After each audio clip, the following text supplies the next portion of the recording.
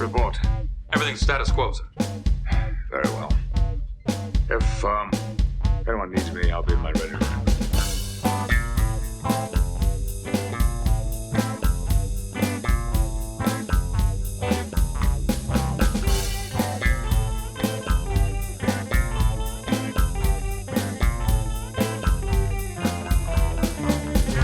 Hello and welcome to the Readier Room, the only and longest running Star Trek The Next Generation rewatch podcast every week, except last week. We're bringing you an episode of Star Trek The Next Generation and all the behind the scenes stories that came together to make it happen.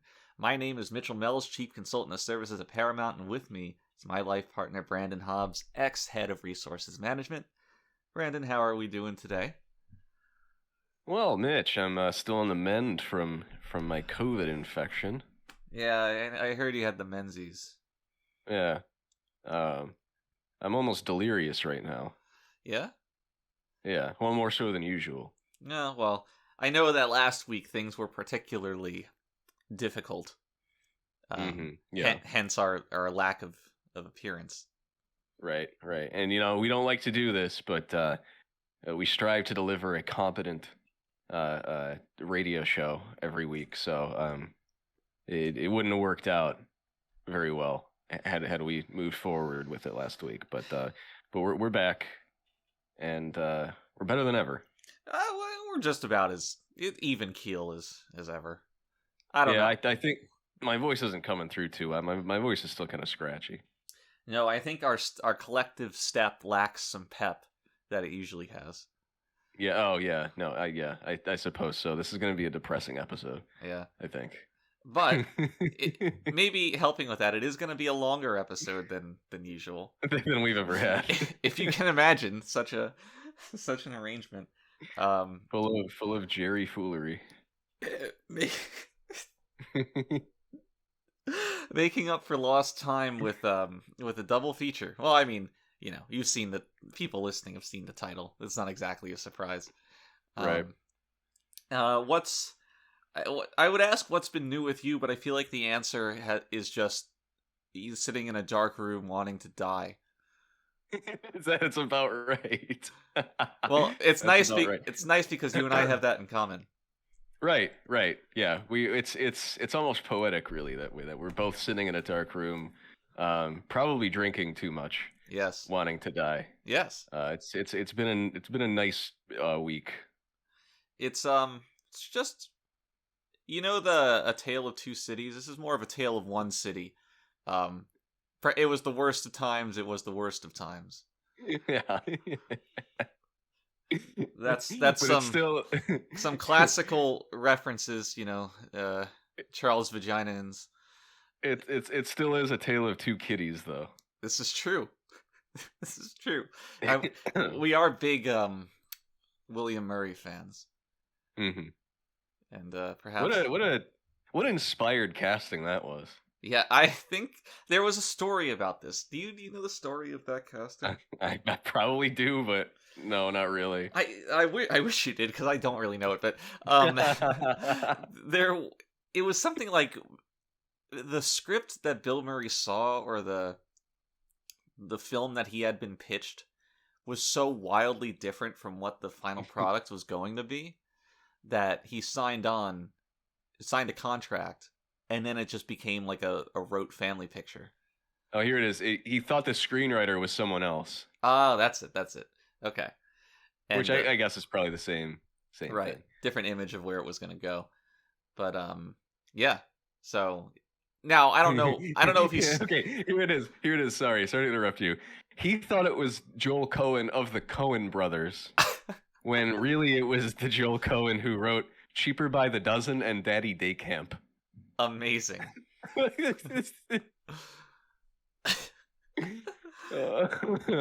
Oh my god. Now, I don't know where the sequel came from, if he signed a 2-movie deal, or if they just offered him a lot of money, or if the actual Joel Cohen came on to write that one. Maybe. Many possibilities. We have fun here. We do. Unlike anybody who went and saw Garfield, A Tale of Two Kitties. I didn't see Tale of Two Kitties, but I did unfortunately see the first. Really? Now, In fact, I think I had to buy it on DVD for my son. Now, I saw Two Kitties, but that was at a pet shop. Mm-hmm. Oh yeah. That does happen sometimes. Right. And you ever like go to a pet shop and you just pick up the pets to fuck around with them and then put them back and not take them? Yeah. You toss them up in the air like they're babies. Right, and it's always like a Russian roulette situation to me. Because I'm like, oh, I want to play with the cute animal, and it's like spin it around by its tail or whatever it is you do, and the things aren't housebroken. They're young. They're puppies and kitties, so they don't. They're nubile. They're nubile. They don't know etiquette. They might just shit on you at any moment. They could, and it really hampers my ability to enjoy the situation. Yeah, I suppose so. You know what I mean? I'm not really. I go to the mall. I walk past the pet store, and I don't really have this urge to go in and kind of torture the animals so much. But I can see someone who does having this issue. Yeah. Well, I just don't know. I think people have a different constitution than I do, insofar as they're okay being pissed and shitted on by animals, whereas for me it's they really don't have a Bill of Rights. It's a non-starter. It's a non-starter. Japanese pet stores are uniquely depressing, aren't they? Yeah, I mean, once you just have to accept the fact that there's no respect at all for animals ever, and once you deal with that, you kind of just go along with the crowd. It's like, yeah, I'll go in here. I have no intention of adopting this thing, but nobody gives a shit about it, so whatever. Like I said, I'll just toss it up in the air. And yeah. Well, there's that, but it's sort of like you go into an American pet shop and there's these little puppies in cages or whatever behind glass windows, but Japanese pet stores are so small. It's like the employees are also in a cage. Yes, it's a hole in the wall, and they just reach their arm into that hole and pull out some animal. Yeah, I mean, no idea where they even got it. Right. It's like what's the opposite of a glory hole? Like a dishonor hole. A shame hole. A hole you put your mouth up to. Put mouth up, receive kitten. You just stand there with your hole up to the mouth.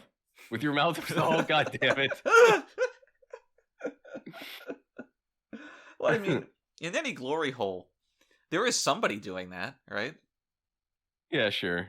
Now, I don't know if glory holes were ever like a real thing or just a fragment of the collective unconsciousness. Wait, who initiates? Is it the one who puts his dick in the hole or the one who puts their mouth up to the hole? My image is that there's just somebody, maybe it's their hobby, just in there, in the hole, all day, all night, whatever their shift is. And people, they're just in the stall, dicking around, whatever. Mm-hmm. Somebody comes in, a dick pops through the hole, and they're like, all right, time to go to work. I don't know if it's an arranged thing. Like with I'm just wondering what makes it glorious. Is it the mouth or the dick? The mouth. I think the mouth is tendering a service to the dick. Okay. So my little bit back there doesn't really make any sense. Oh, you tried. Yeah, I did. You hear about this tapping your foot in the bathroom type tomfoolery? Is this like a whistling on the elevator situation? What is that? That's a Death of a Salesman reference. The Shakespeare? Well, I mean, not Sturge Spear, but there was one one salesman's talking to another. He's like, "Oh, you never whistle on an elevator. Either it's bad luck or whatever." And they made a reference to that on Seinfeld, which is the only reason I know it. And here we are. But that the tapping your foot bit is to in the bathroom is to signify you would like to have a homosexual encounter. I see. Now, well, with bathroom laws being what they are these days, it could be a heterosexual encounter. Could be, yeah. You never really know. Right. I mean, It imagine could be a that. non-binary encounter. That's true. But imagine you're like, oh, I'm ready to have, hot, sweaty, gay sex, and you tap your foot, and the person who answers is just like it's like a beautiful woman, and you're like, oh my god, fuck this. Buck Angel walks in. I can't get over the name Buck Angel. It's just a punchline. It's pretty good. Now, if that was my name, I'd always be worried about misspelling it Buck Angle. Yeah, like the angle of death. Right. Which, as we all know, is 75 degrees. We're also hot off the heels of watching Chip and Dale on Disney Plus, which is just something to geriatric men do.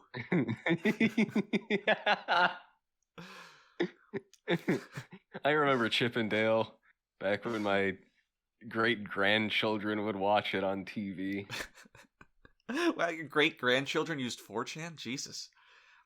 So, what did you think of Chip and Dale? Yeah, it was pretty bad. It was okay though. I mean, it was all right. I mean, I know it's a baby cartoon, but I still found parts of it to just be so obnoxious. Yeah. Oh yeah, sure. There were like 3 or 4 good bits, but not worth like a 2-hour watch by any means. I find John Mulaney to be insufferable. Was John Mulaney in that? He was either Chip or Dale, to be honest. I can't tell them apart. Oh. It was him and Andy Samberg, who is also just kind of... Right, the Lonely Island guy or whatever. Right. Yeah, I think we actually did discuss this. I just really hate John Mulaney for banging and knocking up what's that G4 bitch? Morgan Webb? No, the other one. Olivia Munn? Olivia Munn. Oh, I didn't know that happened, but isn't that crazy? That's bizarre, but it doesn't really factor into my disdain for him. I just think that he has the most blandly sanitized. Milk toast? Yeah, milk toast is a good way to put it. Sanitized is another way. There's nothing. I don't want to say edgy, but there's nothing cutting about his humor. It's like it's like something you could show your 10-year-old brother.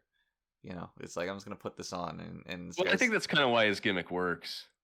Yeah. I wouldn't say he doesn't have edgy stuff. It's just not.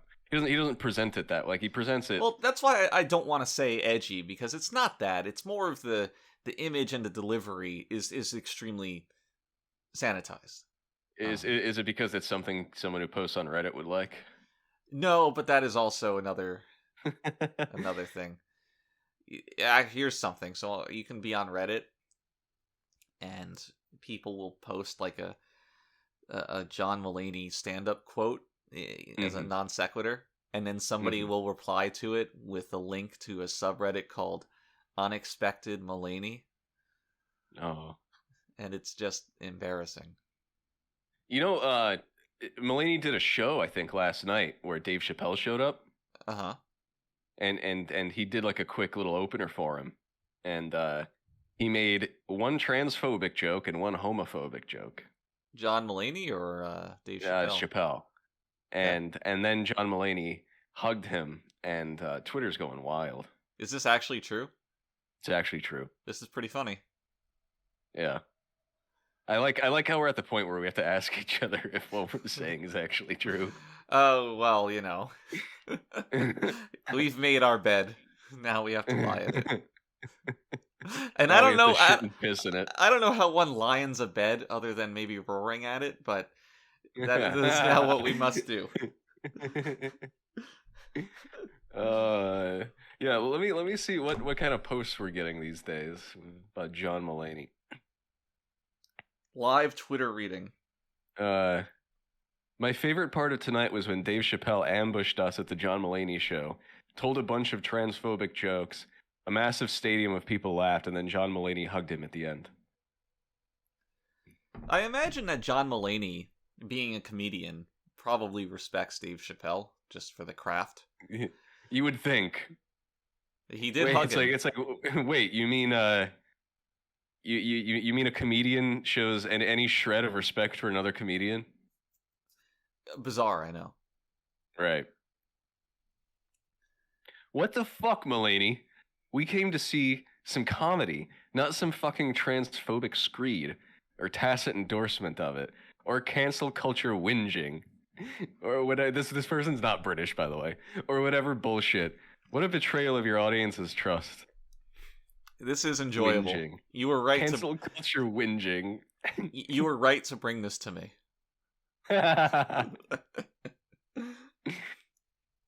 We've had enough of your cancel culture whinging.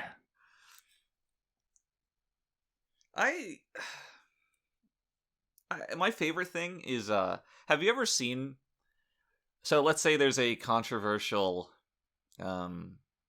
joke by a comedian or really anybody anywhere, and somebody reacts to it and gets offended, and somebody else says, oh, it's a joke, and then inevitably they're like, jokes are supposed to be funny. You ever see this? Yeah, oh yeah, totally. The absolute most brain dead response I could fathom in the situation. Just terrible. Right. No, it's because it's like, well, now you're the arbiter on what's funny, huh? Right. It's like because for them it's always like it's like one of those scales from like Schoolhouse Rock or whatever. It's got like on one side is how funny something is, and on the other is how damaging it could be to BIPOC populations. Mm-hmm. And I imagine that's just how they view all comedy.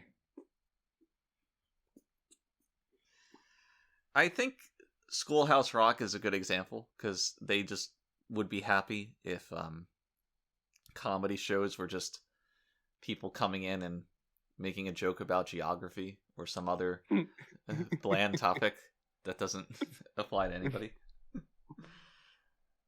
It's like, oh man, I wanted to serve my dinner guests, but I was all out of tectonic plates. And then they just start giggling. Well, I guess in that same vein are the kind of people who really liked Hamilton. Hamilton?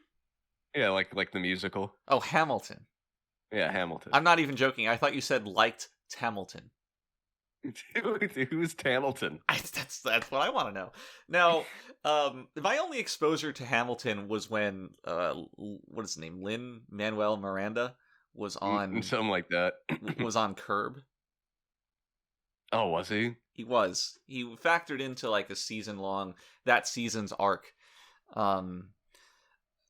Quick recap: Larry David was targeted by some I don't know if they were like Palestinians or what, but some Middle Eastern group that wanted to fucking kill him.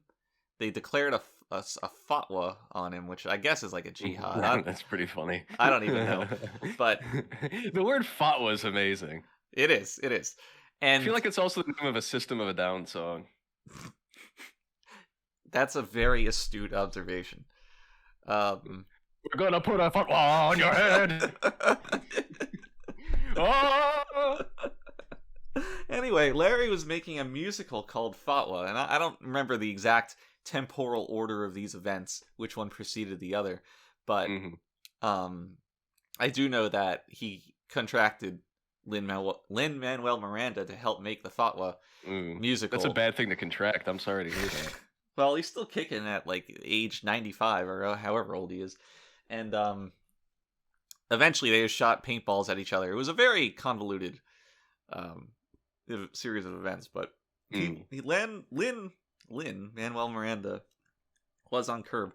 And then he made that fucking Disney movie that everybody's jerking off to. You heard about this? No, what is this? It's about a family of Hispanics that have family problems. Very true to life. And is this it's animated, right? Yeah. Yeah, it's not Coco. That was the other one. Right, the other Hispanic film. Lin-Manuel. I'm looking it up. Okay. Encanto. Yeah, yeah, it's got that dumpy bitch as the main character. Yeah, Who, they're all like, dumpy. You can kind of see yourself maybe getting with. Isn't Encanto Spanish for sing? Is it? I think Encantar is Oh yeah, okay, yeah, that's right. That rings a bell. Yeah. Wait, no. Just don't even. I'm looking it up right now. Forget about it. I'm a retard. Enchantment. That makes sense. Enchantment. Okay, what is sing in Spanish? I think it's just cantar. Ah, that's probably right. Yeah. You're good. Encanto is in the process of singing. Well, verb conjugations and all that. A conjugation visit. Yeah. Whatever you said there. Yep. What about turning red, huh? Oh boy, I haven't seen that one. What about it? We'll watch it one day. Yeah. I don't know. We haven't talked about it on this Star Trek podcast. Surprisingly, I'm excited to watch it because I really want to relate to this coming of age story for this young Asian American girl. 12-year-old Chinese American girls. This is really something I can sink my teeth into. Plenty of people watch that movie naked with their dick in their hands. Right. Their collective dick. Their collective hands. When she turned into the panda, they just started furiously stroking. Now, it's not really a panda. It's a bit lesser. Right, it's a red panda. Right. Now, I'll always say lesser panda. It's hilarious to me. I've never seen an animal's name dunk on itself. Yeah, right. Well, they do that with dragons, too. Oh, yeah? Or it's like something can be a lesser dragon. I see. And it's like that guy's got to really feel shitty about himself. Kind of bullying, right? Yeah, sorta. Dragon. Oh, that might have just been a Yu-Gi-Oh card. Never mind. Oh, this is almost as bad as my Spanish.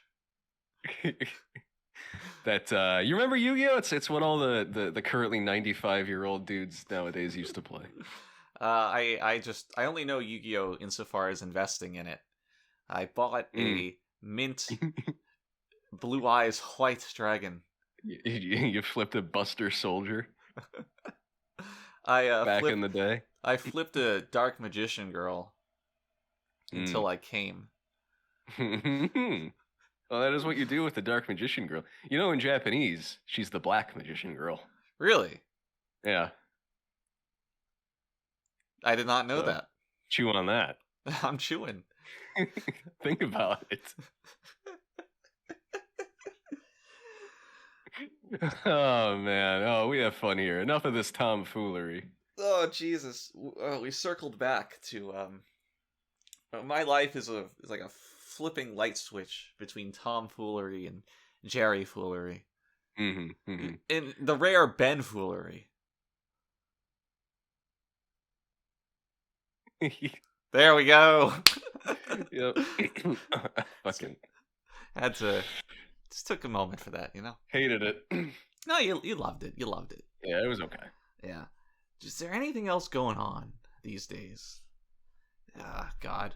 We have so little Star Trek content to discuss this week. I know. There's nothing. We watched half an episode? Right. 0.4 of an ep. I only made it one act break. Just in time to catch the inappropriate sting. Yes. Now, funny you should mention that, because I've really been getting into the music of the Police these days. Straight up, unironically. So, it's weird to me that the Police have the reputation that they do, because their music is actually good. Now, a lot of people, when they think of the Police, they're going to think of, Roxanne. You know that song? Yeah, sure. Song's not great. And maybe one or two of the other hits every Yeah, like step Message you in a take. Bottle. Yeah. Don't Stand So Close to Me. A lot of these songs aren't great. But the Police are oddly enough a group of several extremely talented musicians. Their drummer is probably the best person to ever drum in the world. He's amazing. Sting, despite just being kind of a soft rock huckster, is actually quite a good bassist, and their guitarist plays extremely complex lines that are seeded into what sound like simple songs. Was Sting the guy who would go on to make that song like that was Sting, right? I think that was ISIS. No, what is it? What is it? Sting. Sting garbled gibberish. Keep talking. I'm gonna look it up. So their music is it's really good, but it's a weird blend of reggae and punk rock that's not ska at all, which is very much appreciated. Sure. And I just don't think they get enough love beyond being like a nostalgia act of these hits. And I think that going through and listening to any one of their records is a really good experience.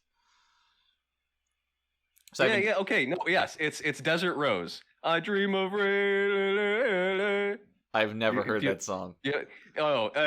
Back in the day, that really inspired my kind of my gay sex. Please continue.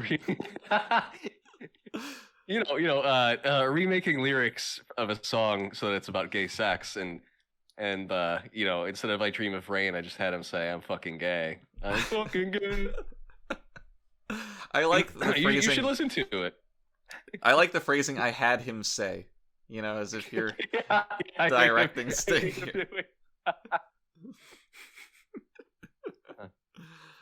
But yeah, I probably listened to, in terms of the Police, I probably listened to that.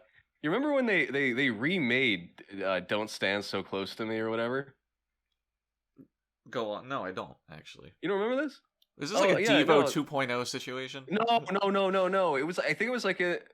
Oh, I don't even know when the first one came out, but and I couldn't tell you the album, but they made a new version of it that was like almost like depressing.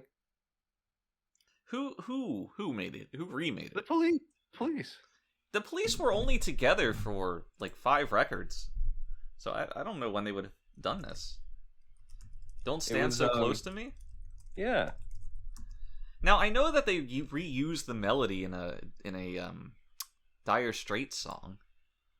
Yeah, no, because the melody actually was completely changed. Yeah, Don't Stand So Close to Me, 86. I'm looking into this right now.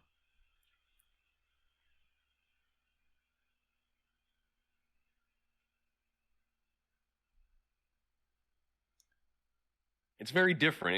It's not. I feel like no one really cares about it. It's probably. But I've listened to it so much. It's probably a better song. I don't think the original is really all that great. The original's catchier, but yeah, but I think a lot of people have an issue interpreting it because it's punchy, but it's about potential pedophilia, right? Well, it's the same story as the every step you take, every move you make. I don't know which lyric is the title, but same thing with that, where the lyrics are more sinister than people really care to. Yeah, sure. For, which whatever, people are retarded, but same deal with Oingo Boingo's "I Love Little Girls." Most people don't really pick up on that.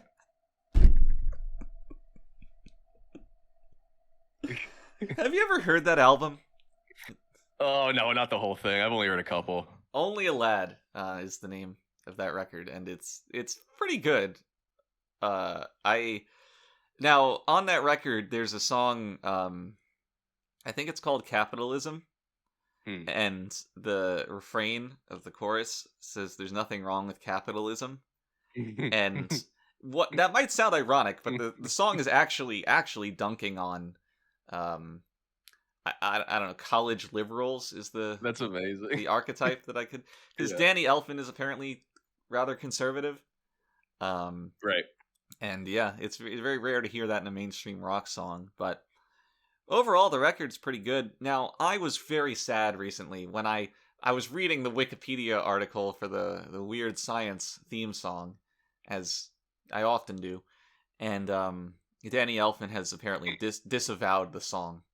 Oh no, Yeah, I think that song's excellent. that's And a shame. It's kind of embarrassing, but I think it's very, very good. You should set up like a little stand outside Mhm. and just blast that from a stereo, and then you can kind of put this like little sign out front that says "Change my mind." Sit there with your arms crossed. You know, that's the thing. If you don't want your mind changed, you can't. It's just obstinate. Yeah, no, it's an impossible. It's a Herculean task, really. Right. It's one of the 13 feats. Change Ben Shapiro's mind. Win Ben Stein's money.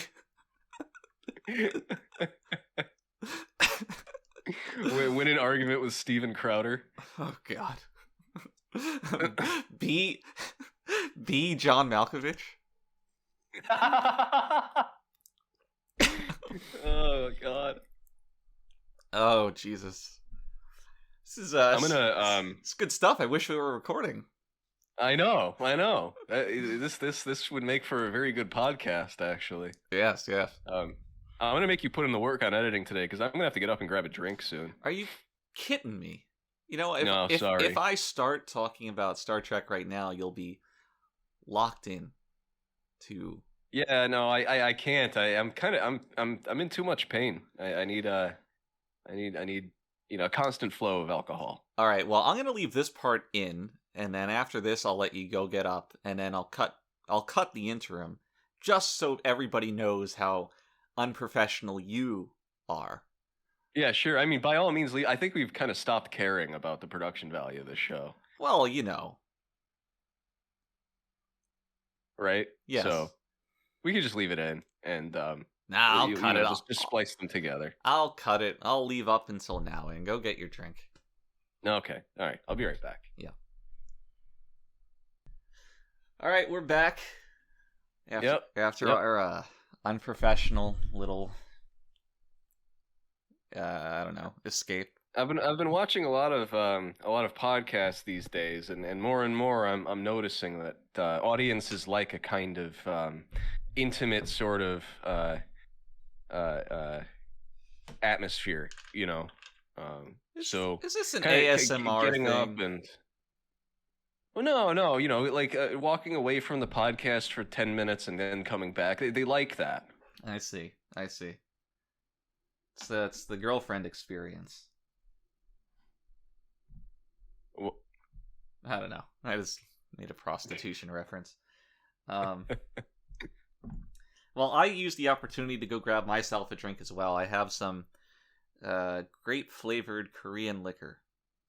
Oh, nice. Some soju, as they call it, huh? Yeah, this is much stronger than I thought it would be. It doesn't taste that strong, but I thought it was like 5%. Turns out it's 13. Which Yeah. will that'll fuck you. It's really good. I hadn't really discovered it until I started running with the Asian American crowd, and that was like all they would drink. Well, that and like Hennessy. Those crazy rich Asians. Yeah. Those crazy rich Asians. It goes great because I got this in one hand and I have my latte in the other, and just dual wielding them. Oh, what a great combination. Yes. That's what you want to put in your coffee. That's what I want to put in my body. So instead of an Irish coffee, it's just like it's a Korean coffee. Right. It just it's disgusting as it sounds. I never really got into the Irish coffee thing. Like, I tried it once, and I was like, I gotta go. I have to vomit right now. This is not gonna work. And it's Alcohol and sweet things just really doesn't do it. I can handle like mixing with cola or whatever, but Yeah, sure. Like artificially, like that actually doesn't make any sense. no, but Yeah, putting like I think it's the creaminess that did it for me. it's the creaminess. Yes, yeah. It's like carbonation versus creaminess. Yeah, Yeah, and I just couldn't abide by it at all. could not abide. Do not abide. That's what they say. You know, bide. Not a very good move.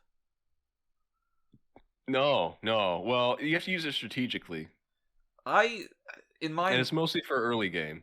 in my mind, I just couldn't even really understand how it worked, so I just never used it. I mean, yeah, back in the day, yeah, definitely. Back when it would be ember, flamethrower, fire spin, and fire blast all on one guy. Well, I always chose the green guy, so I had like Hyper beam, solar beam. no beams. It's like a What do you mean no beam? no beam. It was early game. You know, yeah. Still, you can still Yeah, remember. sure. Okay. What do you have like leech seed and vine whip, Vine whip, something like that. And stun spore. right. This was before what was that guy's name? Who made Spore? Will Wheaton. Wait, what was his name? Will Wright? He was the Sim City guy, right? Yeah. Okay. Yeah, right. That sounds about right. Heyo. So before we get into anything, I looked up the lyrics to Oingo Boingo's Capitalism, and if you'll indulge me for a moment, I'm going to read some of them out loud. Okay. The song begins, "There's nothing wrong with capitalism, there's nothing wrong with free enterprise. Don't try to make me feel guilty. I'm so tired of hearing you cry." Later on in the song, "You're just a middle-class socialist brat from a suburban family and you've never really had to work." So it's not a very subtle song. It's not at all. It's just this is basically just a 4chan post. What the hell do you know about the music. suffering and pain, you dumb fuck? I am happy though that he mentioned the Enterprise. Yeah. Kind of ties it back into our podcast here. That's right. And given that we can no longer avoid it, we must get into talking about Star Trek at minute 40 of the podcast. All right. So, oh god, if we had any fan base before, I think they're gone by now. we have a question of the week.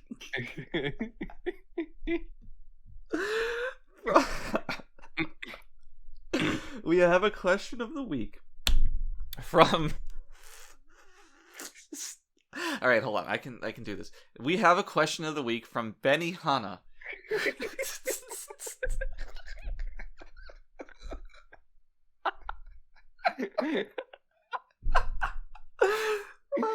Oh, okay. All right. Get it together. Benny asks, favorite Starfleet captain? Go. That question was bereft a question mark, but I still understand its meaning, and I'm gonna offer you a hot take. Okay. Janeway. You don't actually think that? I do actually think that. No, you don't. Okay, I'm gonna asterisk this by saying that I'm only one season through Voyager, but I think that Janeway has something that the other featured captains do not, and I think they're all kind of unique unto themselves. But well, yeah, sure, she has a vagina. This is true, but I think that the reason I enjoy Janeway is because of, and I really don't want you to respond to this, is because of her portrayal as being a scientist, and the way that works into various scenes is that instead of having somebody kind of technobabble at the captain, and the captain just kind of, asks them to explain or tells them to keep going, Janeway actively... English, Mr. LaForge. Right. Janeway actively participates in a lot of this, and it feels a lot more proactive, and it makes the character seem smarter too and more competent. Yeah. So I enjoy that a lot, and I think that all the captains have their own strengths. Janeway's kind of got the science thing. Picard's more of a diplomat. Kirk's action man. Sisko doesn't really have anything, but he's a father. Yeah, he can dance. He can dance. He can play b-ball. This is true. I mean, if God damn it, he plays baseball. Sisko. Yeah, he plays baseball. Yeah, him liking baseball is a core tenet of his character, especially given the fact that in Star Trek, baseball is seen as an unpopular, archaic sport that died out. And Sisko loves it. But going back to Janeway, Wow, he's so quirky. he is. I really have enjoyed Janeway. She's one of the better parts of Voyager, which is a show I haven't really been liking all that much. But Yeah. She stands out as being one of its best parts. So I'm surprised to hear that. yeah, I don't. It's a hot take for us too, but I don't know in the zeitgeist of Star Trek fans how hot that is. It's probably hot. I think it's probably hot. Unlike Janeway. Have you gotten to the Q episode yet? No, there's a Q episode. Of course, there's a Q episode. There's a few. I'm pretty sure. No, I haven't gotten there yet. Do you know that Voyager has 7 fucking seasons? That's ridiculous. Mm-hmm. That's excessive. Did Q ever show up in Deep Space Nine? Once, towards the very beginning.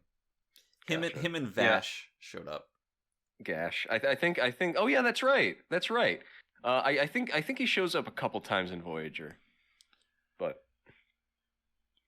and then he shows up in Picard, of course.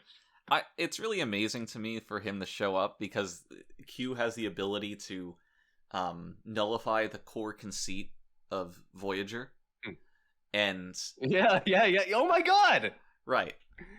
So I don't know, but it's going to take some fancy writing to have him reoccur and not help at all. Right. Ooh, that sucks. Right. But it does kind of make sense, given that Q, in one of his first appearances in TNG, maybe the first, not the first one, that's Farpoint, but, he brings them to where the Borg are, which is the Delta Quadrant. So, that's kind of established that he fucks with the Delta Quadrant. I didn't listen to anything you just said. Delta Quadrant. Okay, Delta Quadrant. Right. Pop quiz, what quadrant do the other Star Trek series take place in? The Gamma Quadrant. That's wrong. All right, what is it? Alpha Quadrant. Really? That's Yeah. so stupid. All right, second pop quiz. Where does the wormhole next to Deep Space Nine, what quadrant does that deposit people who enter it? The Gamma Quadrant. I think that's actually true. I have to check that.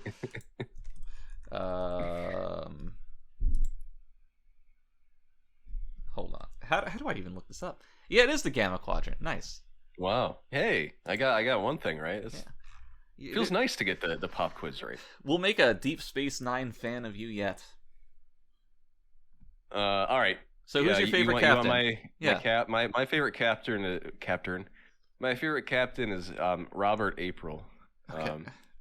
who was Pike was his first officer on the Enterprise, and as you know, Pike would go on to become the captain of the Enterprise before Kirk. So okay, it goes this guy, Pike, Kirk. Yeah. Okay. Robert April, and he's special because he may be the only captain to have switched race for no discernible reason, starting off as a black male and then whitewashing himself. Well, Michael Jackson did it. Michael Jackson did it, but he was not a captain. No, not of the Enterprise nor anything else. No. Maybe of funk, I guess. I don't know. Actually, Gene Roddenberry. Is he your favorite captain? No, no, not by a long shot.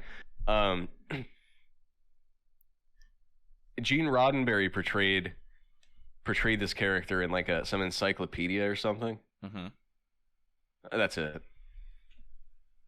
So But then why they do get a you like black this guy? for because he starts off black and becomes white. It's interesting. Is that an allegory? He's an African American in Star Trek Discovery. I don't think anybody in Star Trek's American. That's kind of a... Oh. No, Mitch. You see, that's how we refer to them politely. It doesn't matter if they're American or not, nor does it matter if they're African. They're just always African American. I see. Mm-hmm. Now, I always thought that in the age of space travel, most people would be rather pale. Because they're not spending that much time exposed to the sun. Yeah, sure.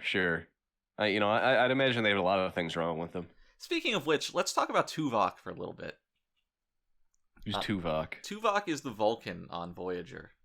Oh, right. Yeah, oof. I really like Tuvok. And I've never watched the original series. So to me, it seemed like a big challenge to write a faithful Vulcan into the main cast. Like someone who's emotionless and driven by pure logic. Mm-hmm. Seemed like they would be a boring character to have to contend with on the regular. But yeah, sure. Tuvok is quite compelling in a lot of ways. And I am happy for his inclusion. In addition to Janeway, he's another one of the brighter spots of Voyager. Well, that's good. Yes. And the performance is also pretty good, which is strange to say about something intentionally monotone, but I like it a lot. Have you seen anything from that Strange New World show, which we were not invited? No, based on not being invited, I swore it off. Yeah, I'm a little angry about it. They made Uhura not hot. It's kind of unfortunate. Which is annoying, right? Yeah, I wanted to coom. Yeah, me too. But so wait, they use the same characters girls, with different, well, obviously different actors, but they yeah. So this is about Pike's command on the Enterprise. So it's got Spock, it's got Uhura, and well, I guess that's pretty much it in terms of the old cast. But I mean, Kirk. George Kirk is there. So this is a prequel to everything but Enterprise. Yes. I see. To which it is an interquel. Or something like that, yeah. Maybe a sequel. Right. Well, I have very little interest in it, but once I get through Voyager, I'm going to have to watch Enterprise. And once I finish Enterprise, I imagine I'll kill myself. But who knows for really. I'm kind of like morbidly interested in Strange New Worlds, just to see if they can possibly make anything that's comes even close to normal Star Trek. Well, the idea of a episodic space travel adventure Trek show made in 2022 is very, very appealing. It's brave for sure, but I feel like there's definitely going to be a lot of quips. Why can't things just be quiet and slow? Yeah, I mean, like actually have some kind of genuine emotion put into them. I don't know. Yeah. I mean, I could go either way, really. Genuine emotion that's not, whoa, zany, having fun, quips. That happened. Or dry, emotionless sounds of computers humming. That's what I listen to go to sleep. Yeah. Turn on the night shift on the Enterprise D YouTube video. Listen to the computer sounds. It's comfy. It really is. It's nice. In fact, I might turn it on now. You can role play as being like, oh, I'm on the night watch. Right. Yeah. No one's here, so I'm going to sit in the captain's chair. Ooh. And that's probably what Data does. Data doesn't get enjoyment out of it the same way we would, though. Data wouldn't feel like he's getting away with something, which is core to the reason to do it. You know? Right. I'm listening to it right now. It's very, very, very comfy. This video has like a 3D modeled like the entire circumference of the bridge. Like I'm looking at the view screen right now.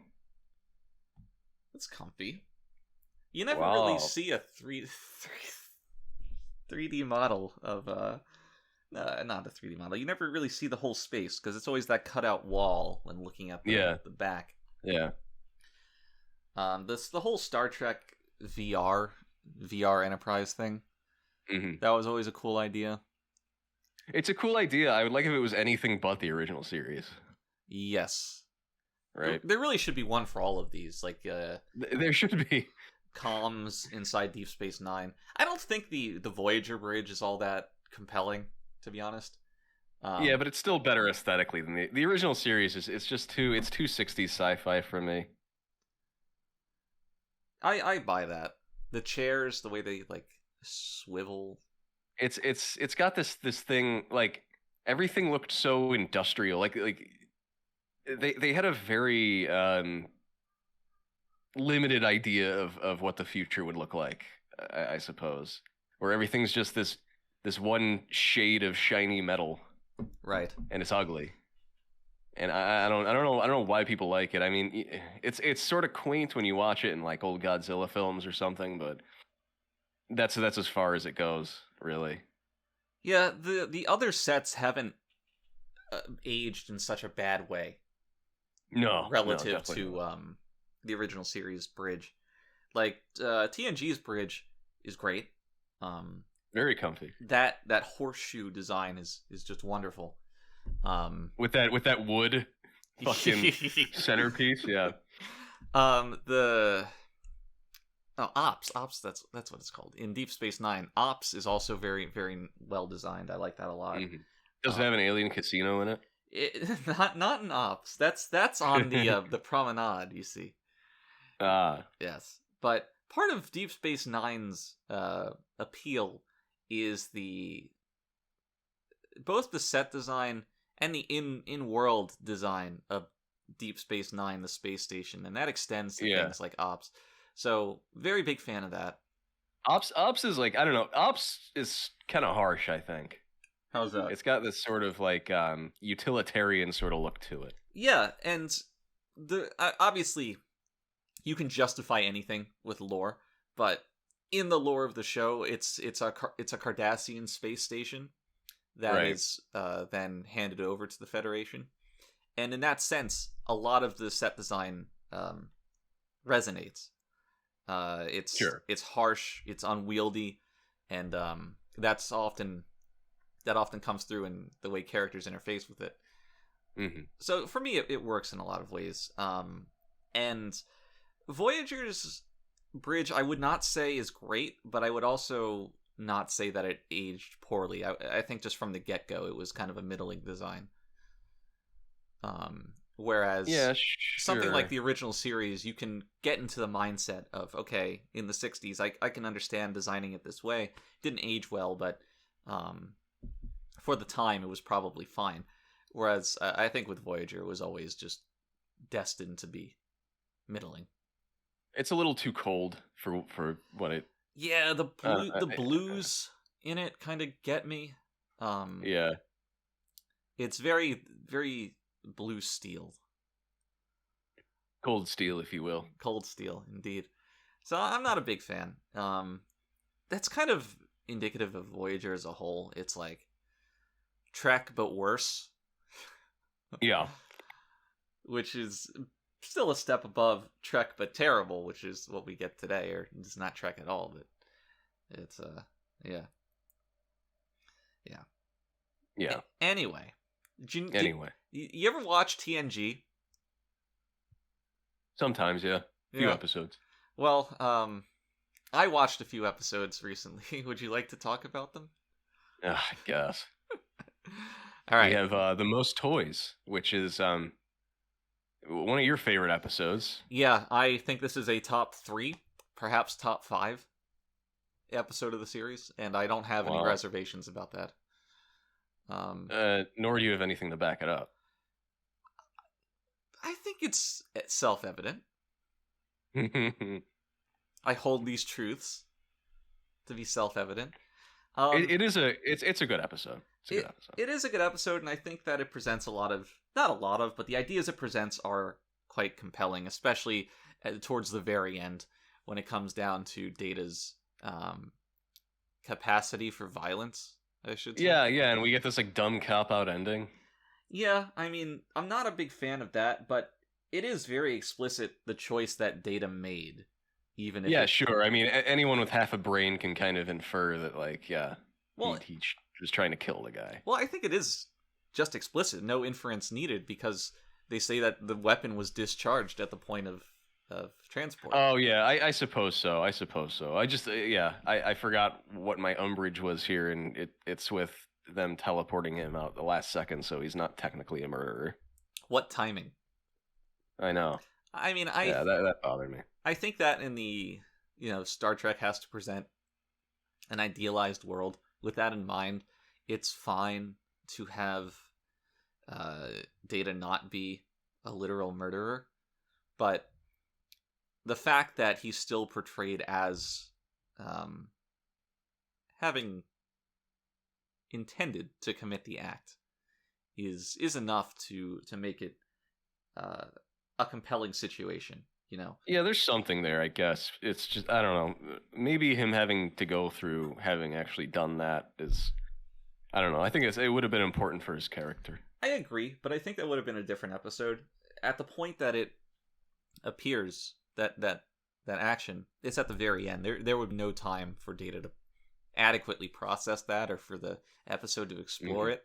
So you'd either have to make it a 2-part episode or rewrite it such that this occurs earlier. And I think, or maybe he can memory wipe himself at the end. Either of those would have been fine, by the way.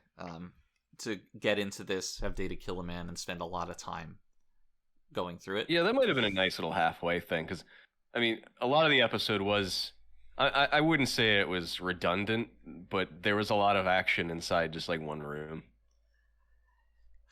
I didn't mind that so much. I mean, it plays to the idea of, I don't know, captivity or whatever you want to call it, but it was fine to me. Having the escape sequence, I thought was a little silly, very low octane. yeah. They just kind of walk through a hallway, traipse into a hangar, and then some guys in onesies jump out. But I really like Data-centric episodes. Just his the back and forth between him and Fajo, where Data is in his own way kind of probing and making sense of the situation, are always going to be somewhat compelling for me. Yeah, and I was really happy with well, we eventually ended up with a different actor for Fajo than we initially had hired, but he does a great job. Yeah, like he's really good. It's funny because he's cartoonishly evil, which you would normally associate with either bad performance or bad writing, and I think this episode has neither of those when it comes to Fajo. Sure, totally. He's just a completely amoral character that makes sense and is fun to watch. Yeah. I mean, he knows he's amoral, and he doesn't really care, and that's fine, because what he cares about is collecting things. Right. Collecting his Funko Pops. He has, some would say, the most toys. He has the most toys. Yeah. As we get treated to. And that was part of the fun part of that set. Seeing the collection was nice. Yeah. Although the writer, she had some problems with that, didn't she? Yeah, I mean, I'm trying to remember the prerogative that she gave. She was adamant that the collection had, what was it, no Earth shit, like the Mona Lisa or whatever. But she handed over the script and had the idea and said, "Okay, he's an alien collector. There's no Earth shit," she would say, which Gene agreed to, but then he kind of made the executive decision to put in the baseball card and the Mona Lisa and whatnot. And The card in particular, I think he was very fond of. He was into collecting at that time. Right. In some ways, Gene had the most toys, but In some ways, yeah. In a lot of ways, he did. The writer didn't realize until the episode aired. What was it? Sherry wrote this. Sherry. Yep. And after that, she quit. But yeah, she was not. It wasn't her vision, but it was still a great episode. It was a vision, and things did start to kind of spiral out of control when the set guys, they had set up this whole corner of that display room with old Nazi propaganda posters. Right, Brent stuff. And Brent stuff, yes, which was surprising. I didn't take him for a man of culture, but yeah, he's very into all that sort of paraphernalia, and decided to very graciously loan it out to the set guys. And you'll notice too when you watch the episode, there's like a whole corner of that room you just don't see. And basically the issue was a couple of the higher ups just kept kvetching about it until I guess until they had to completely axe it and reshoot any scene that kind of was facing into that corner, which is a shame. There's a real history on display there. I remember Brent holding back tears when we had to explain to him that it wasn't going to work out. Yeah. I think he said something in German too. Right. I'm not really sure what it was. Yeah, I never brushed up on my German, but I could tell with the solitary tear running down his face that his honor had been trampled upon. Yeah. He was a little pissed. He says, if I remember right, there's something like Juden. I'm not really sure. It was but, well, I know he was a big Beatles fan. Was he like, "Hey, Juden"? Maybe, yeah. The scene where he stares sort of autistically like Chris Chan at the Mona Lisa made me laugh. Oh, it was Kino.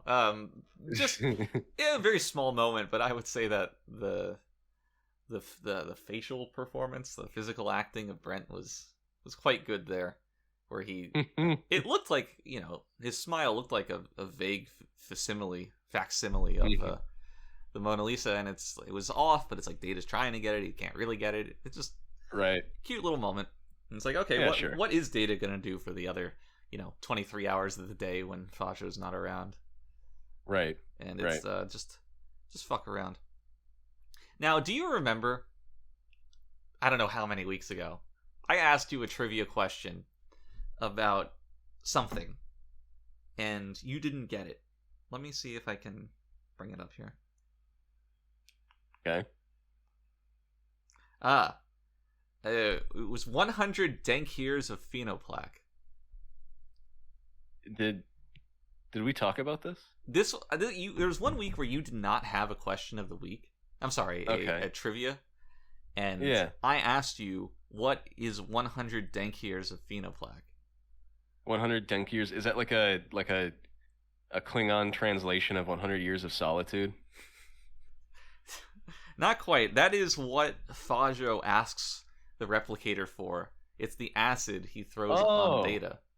Oh, wow, okay. And this 100 dank years of phenoplaque. That's the episode this is from. Or this is the episode that's from. I don't remember this at all, actually. Do you remember him throwing acid on Data?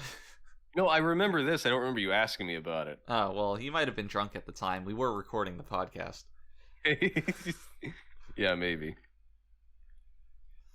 So, several dank years, but that's just a little fun fact. We've now made it up to this point. That is fun. That's a fun fact. Rapidly progressing through this show. At the same rate that's we not know the only we've thing always that's been. rapidly progressing. Oh, yeah? What else? Our age? My Alzheimer's. Nice. So, recently, I've been playing a lot of chess to stave off Alzheimer's. Mm-hmm. Really bad at it. Just really bad. What's your rating right now? Oh, it started. I think they start you at 1,000. Do they? Maybe 1,200. Okay. And I think if I've played 10 games, I've won one of them. Okay. Just rapidly dropping down. I think I'm like 950 right now. That's probably better than me. I'm probably like 870, somewhere around there. Okay. But yeah, I mean, either way, it's not impressive at all. no, but I realize that I play all these games where nobody trades pieces for 15, 20 turns. Mm-hmm. And then the board state gets so complex that I blunder something and it all cascades from there. Right. Sure. Yeah, you make one wrong move in chess, and often you're that's it. A lot like life, really. Yeah. Just gonna let that simmer. So do you want to start with the beginning of these? I guess we might as well start from the beginning. Would you like to start from the beginning? Here's an idea. Yeah? Let's start from the beginning. All right. And just go from there. All right, so Data shoots Fajo, and then he gets transported back to the Oh, Enterprise. no. That's the end. Oh, shit. That's the end. Oh, my God. Cut that. I'll cut it. I can't. This is a spoiler-free podcast. There's something about the water supply of Beta Agni 2. You have to have that in your notes. There's absolutely no way that you remember the phrase Beta Agni 2. No, I remember because it sounds funny. It does sound funny. Beta Agni sounds like a silent film star.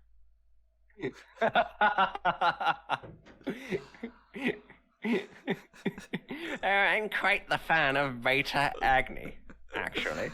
Some Beta Agni, some fatty arbuckle. Yeah. They need something to decontaminate the water supply or something? Yeah, and it's a highly dangerous material, very volatile. Because of course it is. Right. Well, I mean, and that is part of the scheme here. It's not arbitrary for once. Oh yeah, sure. Yeah, you're right. Actually, yes, you're right. So Fajo, how do you pronounce his name? Fajo. It's Fajo. Yeah. Fago. I'm not gonna say it. He curiously has volunteered to sell this to the Federation, right? Right.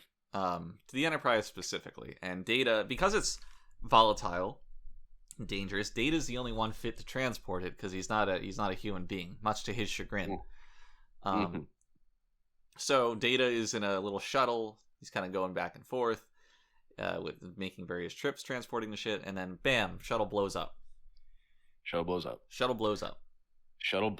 and of course the Enterprise crew assumes that he's in there because, as has been established several times, they can't detect if Data's in the shuttle because he's not a human. Doesn't have any life signs. Which really works out. Really works out here. And Geordi is absolutely racked with guilt. Right. That's despite him not having much of a rack at all. Right. Yeah, he's virtually rackless. Right. With or without rack. So Picard, he calls Fajo and he's like, what's going on? Can we get like the data from that launch or whatever? And they spend like a minimal amount of time on it before they. And Fajo says, "No, we can't give you the data. He just blew up." Sorry. They decide that in the interest of time they need to immediately take this volatile substance to the planet that they need to decontaminate or whatever. Yeah, it's not so suspicious in the way that it's portrayed. No. And they scan like the debris, and all of the Data's wreckage, brother. Yeah, all of Data's core components are found there in the right proportions. Which is the one part of the scheme that seemed a little hand-wavy to me. The fact, like, they show them scanning Data and listing off what they need to put in the shuttle, but having that on hand and it's stupid. It is. Why would they know the specifications of Noonien Soong's androids that are basically the most unique creations probably in the entire galaxy? What Data should have done is say to Fajo, Fajo, my brother Lore is out there. I'm not actually the only one. Well, I don't think he knows Lore is alive still. That's probably true. I don't really remember Data Lore, but that's probably true. Yeah, I don't think we're supposed to know he's alive at this point. Okay. Well, he probably wasn't alive at this point until one of the writers said, "Hey, I don't have any ideas. How about Lore?" Well, I guess he was never really alive. That's true. That's true. Well, I do hope that Fajo eventually was able to get his hands on lore at least. I hope he was able to turn his life around Mm. and become a productive member of Space Society. Space Society. Oh, Jesus. Yeah. So the Enterprise fucks off. They got a mission to do. They got stuff to do. They're all kind of sad, but they're also like, all right, we're workers. Data was just a thing. They're professionals. Yeah. And then Data wakes up in Fajo's sex lair. Right. And his sex lair indeed. It's sex lair indeed. Sex lair indeed. And sex lair indeed. This is where the thrust of the episode is introduced. Fajo being a collector, Data being a unique object. Which is just in and of itself a good concept. Yeah. Oh yeah, it is. It is a really good concept. I like it a lot. He has a little chair that he wants Data to sit in. Right. Just has a complete lack of respect for Data, which kind of makes sense in a lot of ways. Mm-hmm. The way that he talks to him, he's kind of like snapping his fingers around, using fragmented sentences, talking. I am somewhat surprised that he wouldn't want to have him kind of accompany him around the ship. You know what I mean? Because that's kind of his like unique ability as you know, if you consider him an object. It's like he can move around and function and stuff like that. You know, bring Data into the dining room when you have your guest over. Yeah, absolutely. Have him like serve the food or whatever. I'm surprised that they didn't go in that direction because that feels like the natural. Yeah, they could have thing to be doing. They could have pushed it further. You can make like a justification. Fajo's worried about Data escaping or whatever. Yeah. I mean, it doesn't really matter at all, but no, but it is one way that you could have taken the episode. But I guess he would have escaped if he did let him out. Yeah, he did try to escape. Mm-hmm. But Data being held captive there with the chair and all that, it creates for interesting situations, especially later on when Data has his little act of rebellion when Fajo brings a guest over. Which was great. That was funny. That was a very good idea for a scene. Where you just have these two asshole rich collectors kind of trying to one up each other. I love it. And Data having kind of an astute plan of his way of sticking it to Fajo just working out completely. Yeah. And the absolute face plant he does too.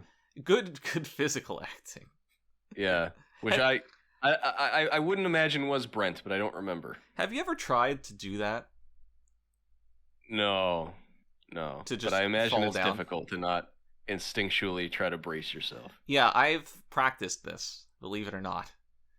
And after watching the episode, were you inspired? No, I practiced this before ever watching the episode. And so you really related then. Yeah, it's not easy to do, and it takes a very concerted effort. Mm-hmm.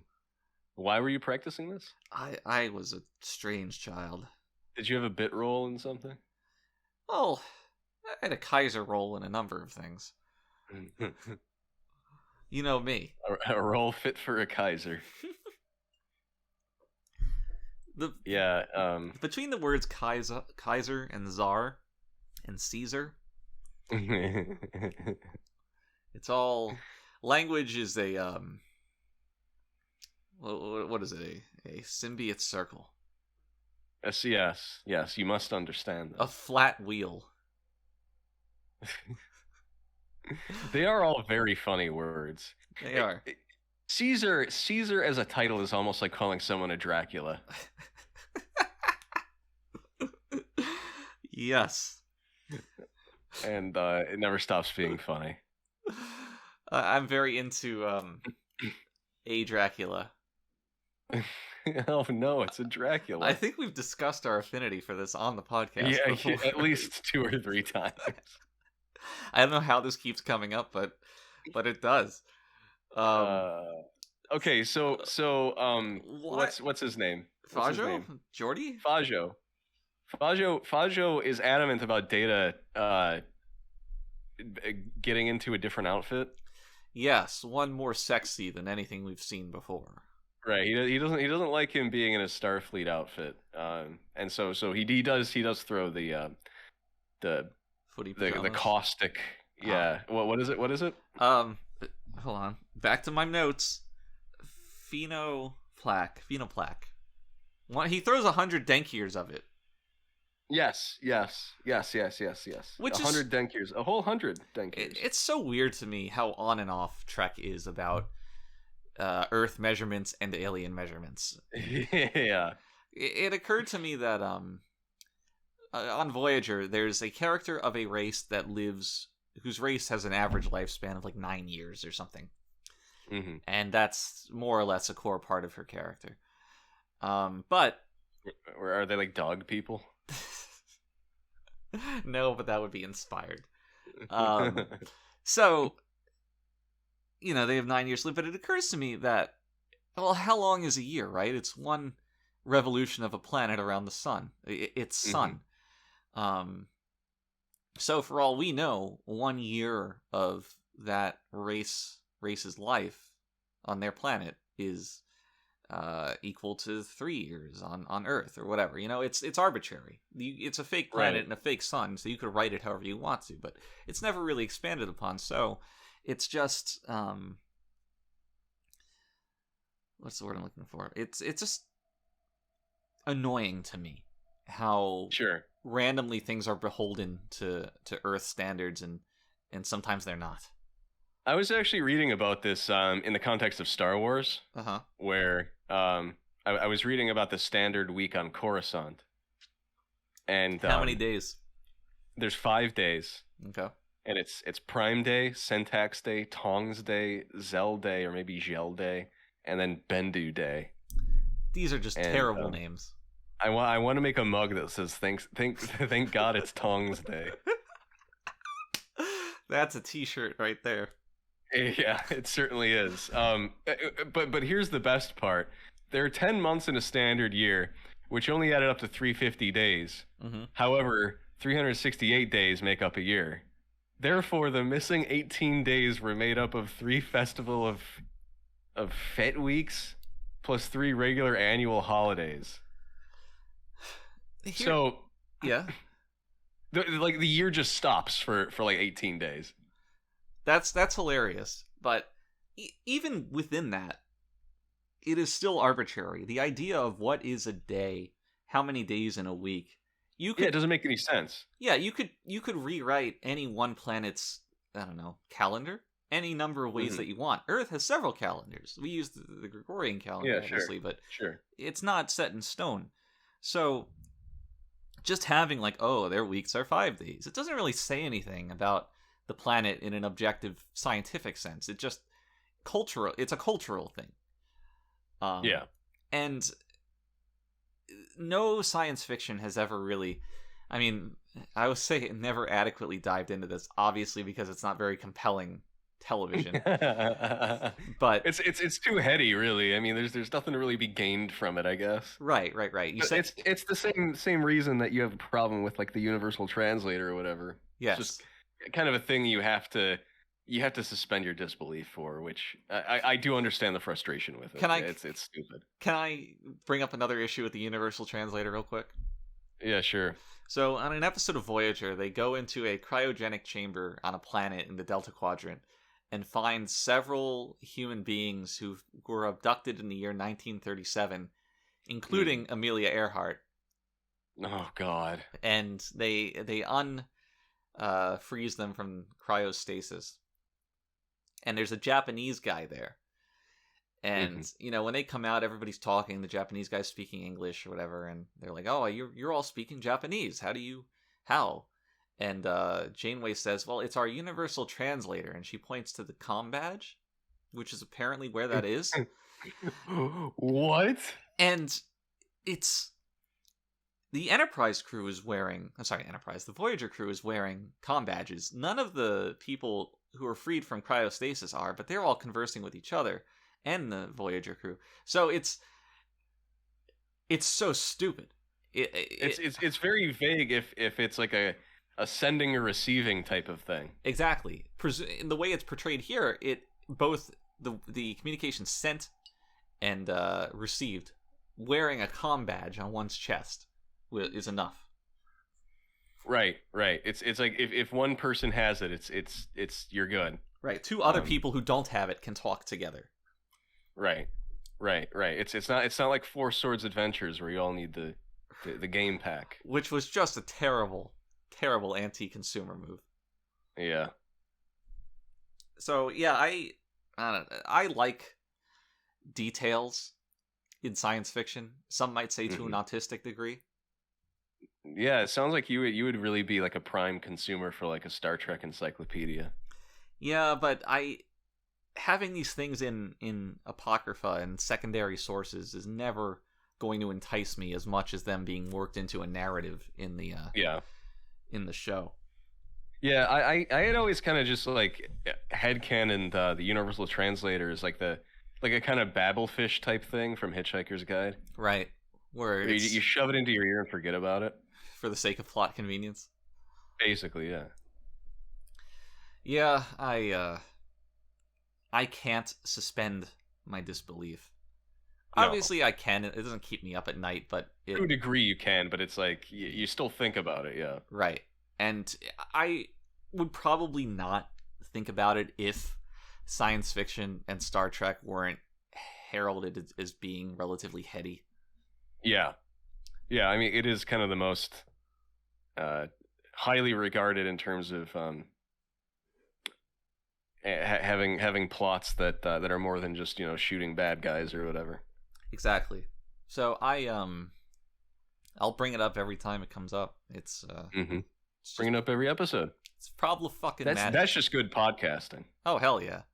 It's just talking about the same thing over and over. Mitch is talking about the translator again. Let me skip ahead 10 minutes. Let me make a t-shirt out of that real quick, and you get it, audience? Well, that's our reaction to everything. let me make a t-shirt out of that. Whenever I go to the convenience store and I have the same conversation with the clerk at the register, I like, let me make a t-shirt out of that. And then I wear that t-shirt so that they get the reference when I go back. Yeah, I tuck it into my jeans with my gut hanging over the belt buckle. I go up to the register and point out. I'm like, hey, huh? You remember? I always wear my "If you can read this, you're too close" t-shirt to the convenience store. That's funny. I always wear my my gaming t-shirt. Gaming, leave me alone. I always wear my fart loading t-shirt. Oh man, I feel like we both had that experience, right, of wearing those shirts at a certain point in our childhoods. Yeah, I wore a lot of video game t-shirts that were like promotional material, promotional swag. Right, sure.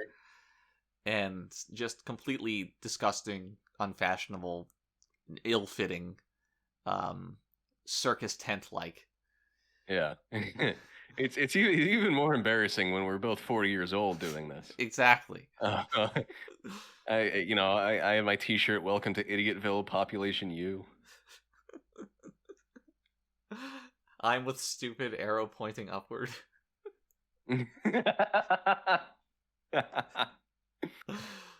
Should have just taken those off and just burned them on the spot.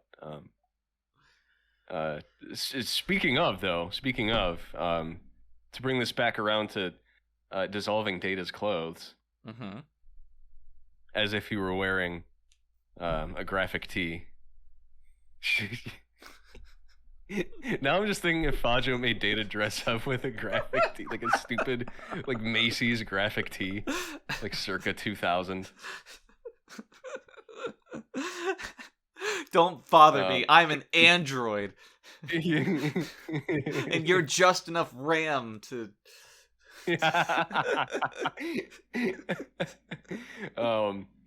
I do want to note that we had a completely different actor for Fajo Yes. initially, and you can see this on the Blu-ray too. Actually, we had David Rappaport, funny little fella, Yeah. and we had shot a scene actually that this scene of him throwing the acid onto Data that took its place. But yeah, we shot a scene with David Rappaport where we had him strip Data down at gunpoint, right? Like Data took his own clothes off, and the shot cut back to his face, and he was just kind of staring, marveling at his Data's, you know, his thing, his Data. his Data, and we got Brent's actual real package, the shadow to cast over his face. Over Fajo's face, and I mean the issue obviously is the little midge tried to off himself, of course, and we had to recast. We got a great actor, but then it was going to be that we were going to refilm this scene with Fajo's girlfriend instead, right? What's her name? Do you remember her name? Does she have a name? Varia, I think. Was it Varia? I think it was Varia. Like the Varia suit? Yeah, like the Varia suit. Yeah, exactly. Fajo was going to order her to do it, and the issue, I guess, with that is that they just couldn't get the proportions right. Casting that shadow over the face of a full-grown woman. So we ended up with this acid scene. Which was a little still bit a good of scene. lore. It was a good scene. Yeah. Fun fact about Varia, I remember we scouted her from one of the burn victim units at the local hospital. That's right. I forgot about that. I don't really remember the motivation for doing that, but it added to the episode. I think one of the casting guys had their home burned down at the time. Ah, and maybe this was cathartic. Yeah. Yeah, maybe. Yeah, I don't really know. Well, Varia, I know, was inspiration for several visual novels in the years to come. And we got a lot of mail too. All right. You know, I feel so seen. That kind of stuff. Right, like those kids with the fringy bangs in the early 2000s. Right. Feel very seen. Very seen. I was just watching a couple hours ago at a YouTube video called like 2006 skateboard video. That was the title? Yeah. Oh God. Okay. And it had exactly the kind of kids you would think would be in a video like that in 2006. Like those kids who filmed the Kingdom Hearts battle reenactment in the Walmart parking lot. Well, yeah, but much more attractive. I see. Wait, you don't think those kids were hot little numbers? I mean, all attractive except for the one token female of the group who's frumpy, and all the kids try to hook up with her and usually do. They just pass her around. Like a hookah? Like a hot potato.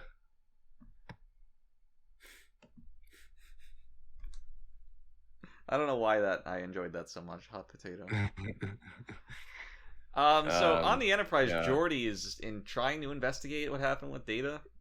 Yeah, and he's kind of the issue, I guess, is that Picard is kind of at the point where he's convinced that Data's basically dead and thinks Geordi's spending so much time on investigating this is kind of just it's a waste of time, really.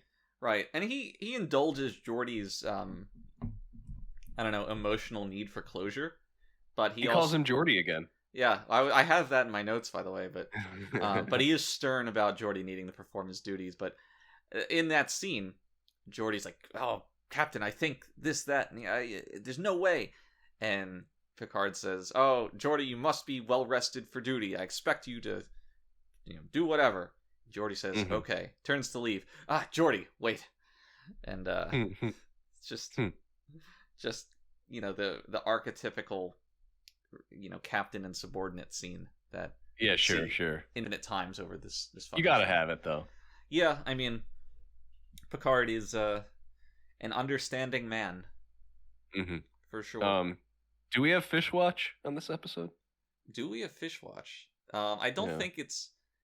I don't think there was a fish. I know this scene was in the conference room, not the ready room. No, I thought it was in the Ready Room. Really? I think it was the conference room. I'm pretty sure it was the Ready Room. We'll argue about this later. Ad nauseum before we go to bed. And probably while we're sleeping too. It's like a Daffy Duck situation. Conference room, ready room. Conference room, ready room, conference room, ready room, ready room, conference room. Jesus. But I do think that Geordi's obsession kind of holds water. If the only explanation is pilot error, then there is no way that Data fell victim to that. No, totally. Yeah. It makes a lot of sense. There's nothing to really criticize here. It's a proper little B plot, works well, connects to the other plot. It also speaks to their relationship, Data and Geordi, as he's the one most emotionally affected, whereas definitely, Picard is much more. He grieves a little bit, but he's ready to replace Data and move on. With Worf for some reason.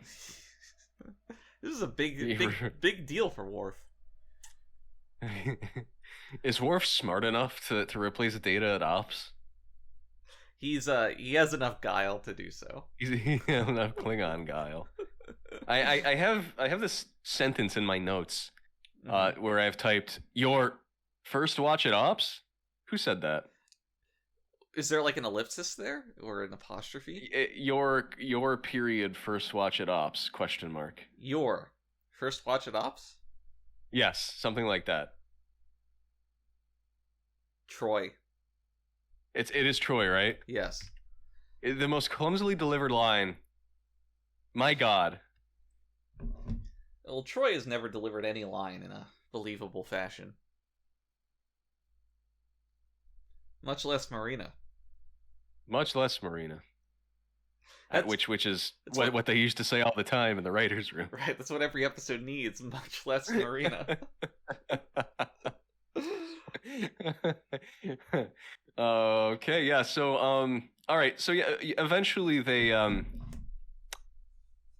Data and Fajo's girlfriend hatch up this little plan to escape, right? Because she doesn't really like him either. Well, what happens is that when Data enacts his petty revenge on Fajo by not entertaining his guest... Oh, yeah, he threatens to kill her. Yes. And then that signals to Varia that she has to get out of this situation, and Data's her best shot. So they hatch this plan. I'm curious, do you know if this was in the script with the Data's head script? I think that it must have been, because with Data's head, if it was just Data's head, he could not escape on his own, so he would need an accomplice of some sort. So I am at... Hold on, let me explain here. Putting the cart before the horse. The original version of this episode just had Data's head being stolen, and his body would flop around on the Enterprise doing sign language or whatever it was. And that version of the script was called Head Games. Probably the worst script a writer ever turned in. Just terrible. Yeah, but we made fun of that for years to come. Yeah. It's another Head Games, we would say. Yep. Now, that Head Games was always the standard by which we judged the fan-submitted scripts.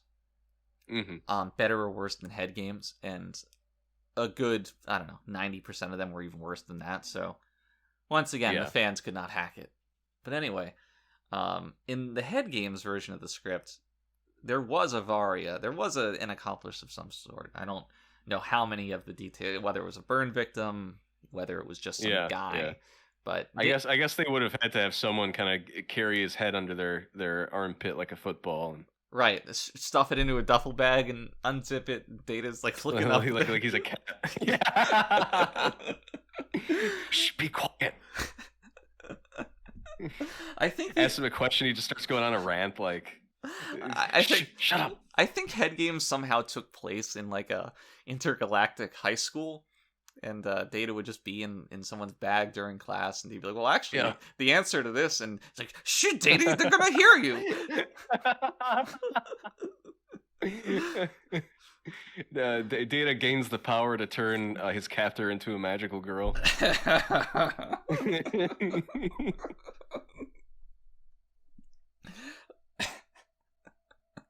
Oh man. Oh boy. But like we said, head games never came to fruition. No. Instead we got this piece of shit. Yeah. The most toys.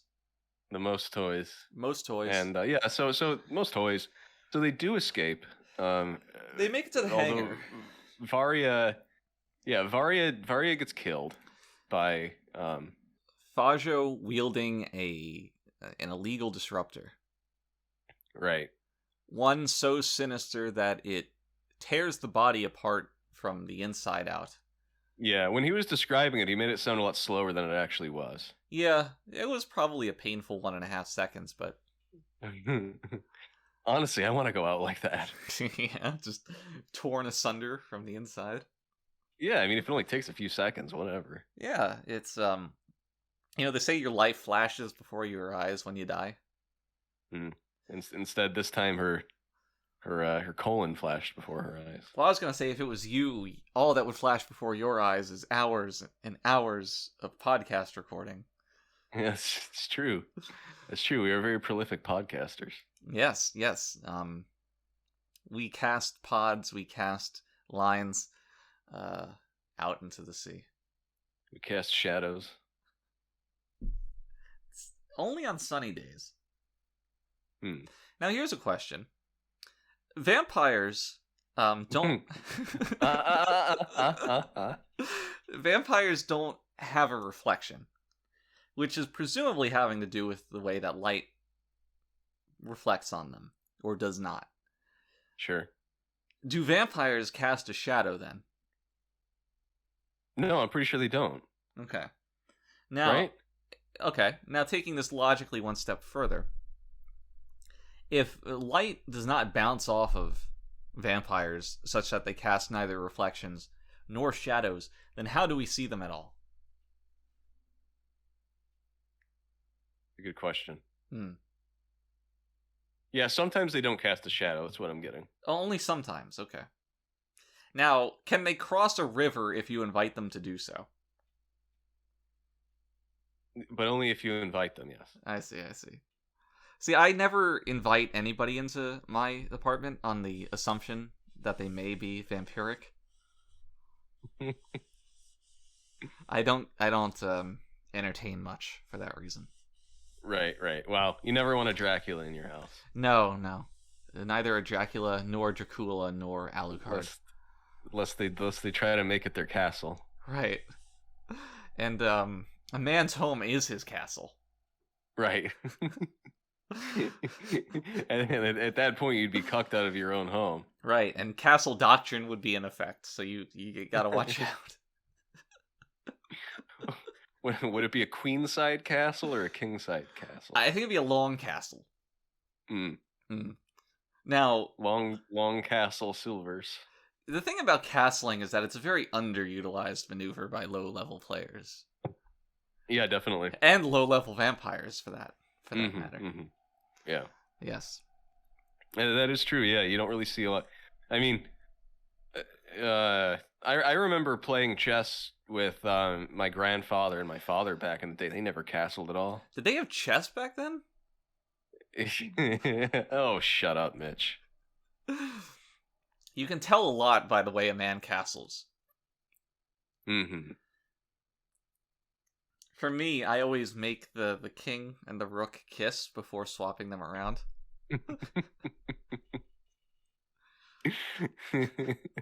Mwah. I mean, imagine that, you're passing by, your beloved or your sex friend, and, just give him a little peck. Yeah, sure. And in this situation, I'm the king, and I'm passing by a large stone turret. And I can't help myself. It's like christening a building, you know? You ever... Yeah. It's the ceremonial shovel that breaks the ground and cuts the ribbon. This kind of starts to beg the question, why do these things move? Kind of scary, isn't it? It kind of goes antithetical to what a turret is supposed to do. Yeah. Which is be stationary. Usually and supposed to just stay there. Yeah. Meanwhile, Horsey's leaping over people. That makes sense. Bishop's only moving in draconian, nonsensical ways. That makes sense. Pawns barely being able to move at all, and only being able to sneak attack diagonally. That sounds about right. Until they succeed in life and change their gender. Right. But yeah, the rook's moving. It's very Miyazaki-esque. Right. Do you think that the designers of chess took influence from Miyazaki films? From like Howl's Moving Castle. That's right. Howl's Moving Man's Home. Howl's Moving Rook. Now, I'm surprised that Howl's Moving Castle is not the name of a chess maneuver. Yeah, I mean, as opposed like to the Siciliano maneuver. Right. It's the English Gambit, or the Sicilian Defense. How about the Queen's Gambit? I didn't watch. Hmm. I like chess, but I just have no interest in women. You did play the board game. I did. I also played the Borg game. Mm-hmm. I will not expand on that. So, Data goes to escape. Varya gets shot, and through a series of hijinks, Data subdues Fajo's men and then holds him at gunpoint with his fantastically dangerous phaser disruptor. Yep. And Fajo, completely stays in character and is not really plussed by the situation. He's nonplussed. He's nonplussed. That's right. And he says, Data, your programming is such that you won't kill me. Just go back in the fucking vault. Let's not deal with this. And I really liked Data's line. Something to the effect of, I cannot allow this to continue. Which is very succinct, while also completely summing up and rationalizing why Data would commit murder. Yeah, totally. It's a really cool it's a cool moment because logically he is very against taking lives, but it's sort of at this moment when he discovers that there's a point where taking a life can save so many others. Exactly. And this is core to why I really like this episode, like this scene. Regardless of your opinion on the transporting taking place when it does, this realization for Data is so compelling to me that I hold this episode in high regard. I like the rest of it too, agree. but this moment is very strong. I think even if this episode isn't maybe everyone's favorite episode or top 3 or top 5 or whatever, this moment, I would say this one scene is probably one of the best. And the ending kind of gets cucked by O'Brien, as we all do at some point in our lives. And Data gets transported out at the moment of firing the disruptor. But for the character's arc, the same thing happens. And I also like the way that he lies to Riker about what had transpired. That's oddly, I don't know if that's out of character, but it operates on a higher level than I would generally expect of Data. Yeah, I wouldn't say it's out of character. I would say it's something that, I mean, he's still processing it as he's being transported and spoken to by Riker, and it's something that he's obviously going to have to grapple with, right after, because he's you know, I think we've talked about this before, but you know, throughout the series, he is becoming more and more human, really, and he has a lot of these moments where he displays a sort of emotion that you wouldn't expect from him, and he wouldn't expect from himself. So, I think this is one of those times. Which is kind of the motivation for the final scene of the episode, where he goes to visit Fajo in the brig. Yeah, and I don't know, the hollowness of this exchange also really works for me, where Fajo is kind of beside himself with defeat, and he says, "Oh, Data, you must really be enjoying this. You know, I had you captive, and now I'm captive in your ship." And Data says, "No, I don't enjoy anything. I'm just a fucking robot." And the episode ends. But you have to wonder, you know, if he's even being truthful to himself there. I think he is. I think the reason the ending works is because of the gap between the audience's joy of seeing Data triumph and his lack of satisfaction in any of the events that transpired. I suppose that's what makes it. That's what makes the ending interesting to me. Where every Data story, Data's never going to be on the same wavelength as the viewer insofar as their enjoyment or satisfaction. He's always going to be kind of, emotion agnostic. He can't take satisfaction. Yeah. Which is neat, I think. To have a character the audience intrinsically cannot relate to, but still roots for. Well, some of the audience can. That's true. Relate. the other segment of the audience is the segment that needs Troy to be in every episode. I would enjoy a Troy reading of the Data situation. Just every few seconds, though. Data, he's not showing any emotion. Or Troy comes out and flat out, Fajo's bad. Yep. I am sensing great hostility, Captain. Good thing I am sensing that, Captain, I am sensing that Fajo wants to collect things. Good thing that Troy wasn't on the bridge when they talked to Fajo. To be like, I'm sensing some dishonesty. Yeah, what the hell? Never around when you need her. You know what? Never mind. Fuck this episode. Okay. What the hell? So here's the inherent question that must be asked. Do we dislike an episode because it doesn't use Troy in a logical way, or do we love the episode because it doesn't use Troy?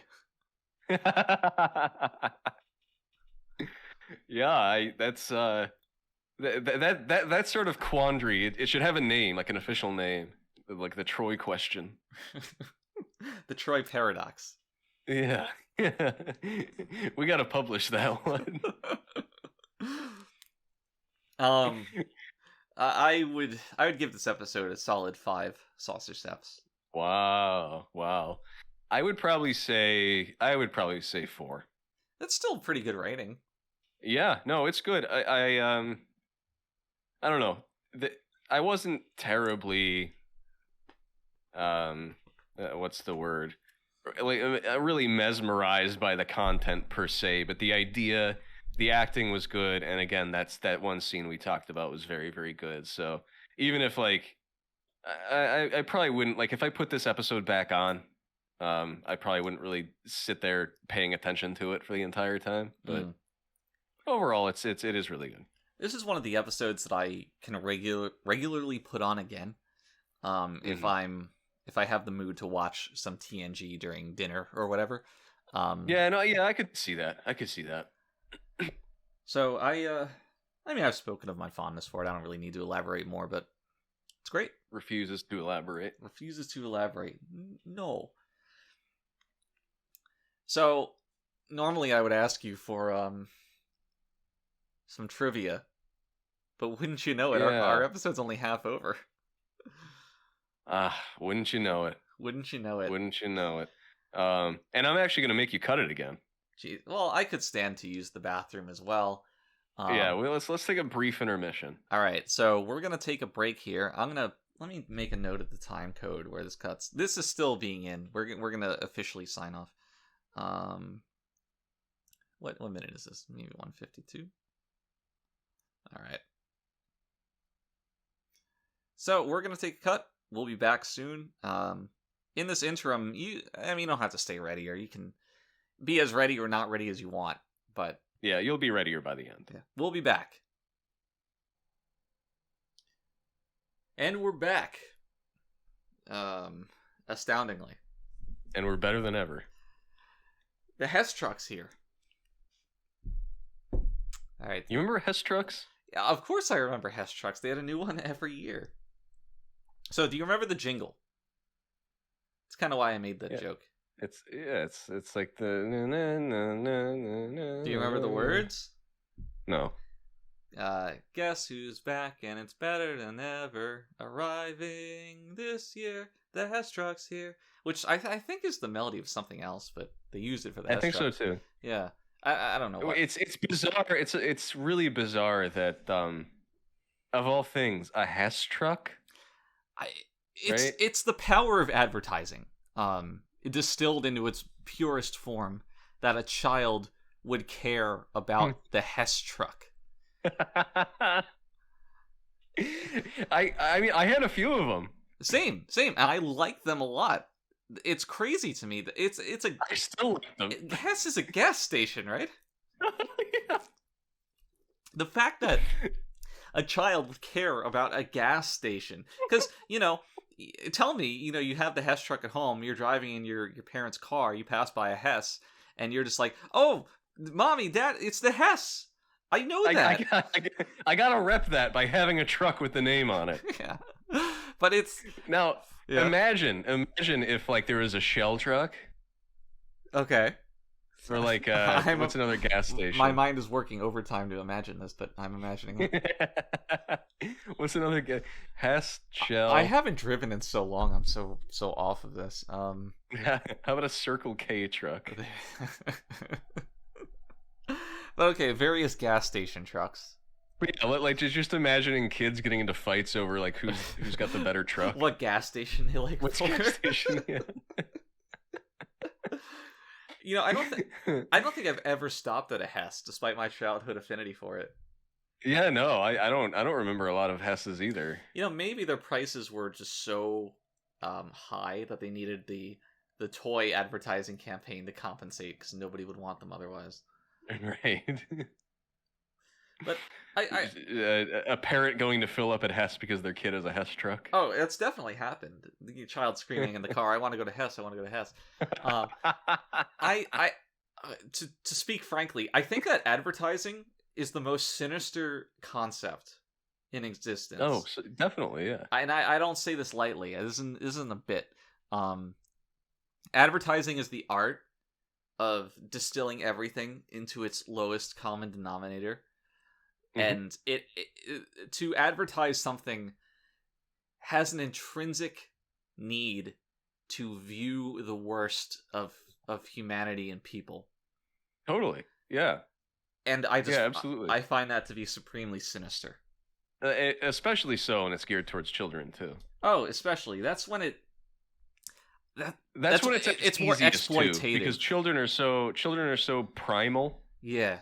That they're easy to understand in that sort of way, usually. Right. You make a commercial, you give it a fisheye lens, you have a kid with spiky hair eat a gummy product, and you're in. Advertising has two forms, condescending and exploitative. Sure. Condescending more towards the adults and exploitative more towards the children. But in no way has an advertising executive ever respected the audience. And in no way have they ever gone to heaven. That's right. They're not dogs, after all.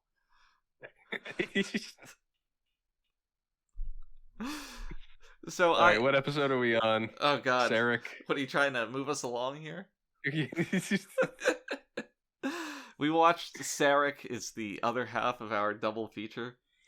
Sarek, which is a title that is extremely difficult to make a gay sex pun out of. It definitely is. We had a lot of trouble with that. I named my my notes Shrek. That's good. Which is you combined the two titles, which was nice. I said Sarek has the most boys, which is decent, but doing nothing with the Sarek itself it leaves something to be desired. Yeah. We got the great Mark Leonard back as Sarek. Legendary. You say back. Actor. Has he appeared as Sarek before? Yeah. In TOS, I imagine. Yep.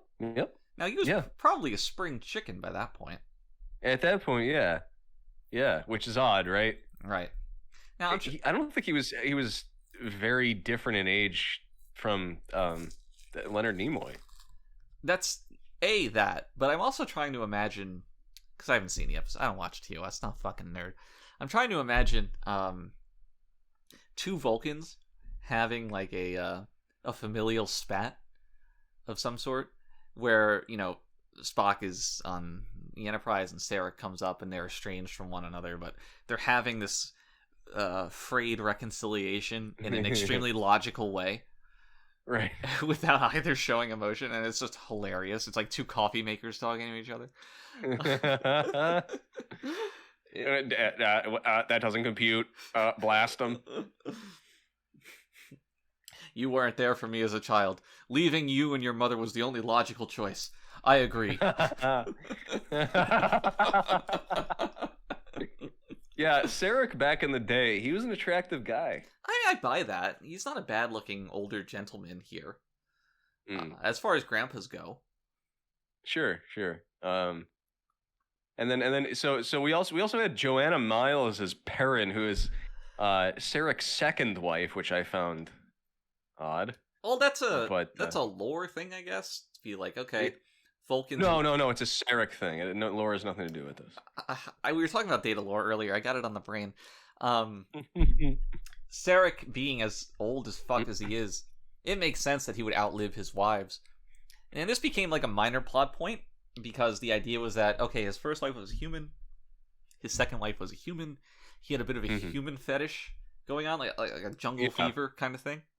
Sort of, yeah. Yeah, and that would kind of be the original idea was that it would be the bonding point between him and Picard, where they would both commiserate over, how sexy the nubile human women were. But yeah. That got written out. Patrick was he was going I don't know if it was the woman he was seeing, but he was going through like an anti-chauvinistic phase. Sure. He just wouldn't abide by it, but sure. We still ended up leaving his wives as human for undisclosed. I think we just didn't want to do the ears, to be honest. Yeah, no, I mean, at that point we already had a couple, 2 or 3 people in the episode that needed to go through the makeup process, and I don't know if we had the staff or what, but what was the other guy's name? Yeah. Sauron? Sakath. Played by Rocco Sisto, which I find to be a funny name. Now, did you know that Vulcans were conceived through a accessibility/diversity initiative? Is that right? Yeah, the idea was that we would give non-actors, non-emotive people a way into Hollywood by playing Italians. By playing emotionless robots. Mm-hmm. So, yeah, that makes sense. Yeah, it's forward thinking, really, because these days, sure, we need to have an Asian star, we need to have a disabled star, we need to have a trans, but nobody is really paying homage to the. By a quick aside, do you say homage or homage? I think homage is a sexier way to say it. Agreed. Nobody pays homage to the talentless in the way that we did by conceiving the Vulcans. Leonard Nimoy? Right. Not really. Not quite a great actor, but somebody who can read lines in a flat delivery like a toaster, yes. And he remembered the script. He remembered the script, and he showed up on time. What a man. Fun fact, in preparation for Star Trek II, The Wrath of Khan, Leonard Nimoy also remembered the script for that. And we thanked him for it every day with his paycheck. Mm-hmm. So Trek was Yeah. the cutting edge of diversity in a way that's It certainly was. you look at Vulcans as they're portrayed today in 2022, and those Vulcans are nothing. You know, they throw in emotive scenes. There's always this cheap moment. Oh, the Vulcans showing emotion. It's so cheap, but it undermines the reason Vulcans exist in the first place, which is to, again, give those stilted, flat actors a chance. So, Trek... And also insulting is nowadays the Vulcans are frequently having sex. Exactly. Now, TNG strayed into that a little bit by having Data have sex with Yar, which was as confounding today then as it is today. But having Vulcans have sex is just, unless they do it, you know, lights off in the missionary position for the sole purpose of procreation, it doesn't work. You can't have these passionate scenes, you know, shot with you know, Vaseline smeared on the camera and the white satin sheets. It doesn't work. Right. They're filming the Vulcan sex scenes like they're The Room. Yeah, and you have a ostensibly a child watching. Right. And I don't know about you. It turns me off to have a child watch sex. Oh, really? Does it? Yeah. I guess you're kind of in the minority in the industry then. That's true. It's hampered me from getting work before. You go to one of the studio sponsored orgies, and it's always like a coin flip whether or not it's going to be a little literal child there just watching. Right. Or participating. Yeah. You ever see that To Catch a Predator where that guy brought his child along? No. So so he walks into the Sting house just with his, like, I don't know, 4 or 5-year-old son just walking along with him holding his hand. And there's no decoy. Chris just walks out and he says, I know why you're here. You know why you're here. I'm not going to say anything, but you know. And the guy says, I have no idea. I don't understand. I'm going home. So, you know, he walks out, and obviously the police are going to arrest him. So the police run in, and a cop just very loudly shouts, you know, "You, get down. You," points to the son. "Come here." And everybody's crying. It's a whole thing. A female officer comes out to take the kid. And the Predator's on the ground just crying like, "Oh, give me back my son, give me back my son." And it's like, you're going to have sex? Why'd you bring your kid along? It doesn't matter if you're having sex with a kid or an adult, whatever. What's the kid going to do? You know? I know, you little piece of shit. That would be a good Liam Neeson movie. Go on. Well, it starts off opening with this exact scene. He's like, "Give me back my son!" Oh, he's the Predator. He has to break out of jail to get his son back and have sex with him. In jail via the consequences of his own actions. I'm into it. I imagine this was an old episode. It certainly wasn't Hansen versus Predator. It was To Catch a Predator, but it was the same Sting house as you know, Lee Greer. I don't know these people's names. Lee Greer. You're like a step away from like making fucking baseball cards out of these people and collecting them. I'd do it too. So Lee Greer was notable for a few reasons. One, he comes in and the decoy's like, "Oh, did you bring the McDonald's that I asked you to bring?" And he's like, "Yep, I brought the medium meal, no pickles. And this the French fries are cold," and he plops it down on the table, whatever. So the whole Sting goes through, and he leaves. And when the cops are arresting him, they tackle him to the ground, and he shouts out like Goofy from the Disney. He's, "Oh Lord!" And it's such a wonderful little moment. He's a big fat guy, so it's intrinsically funny. When you said he shouts out like Goofy, my first thought was they pin him to the ground and he's like,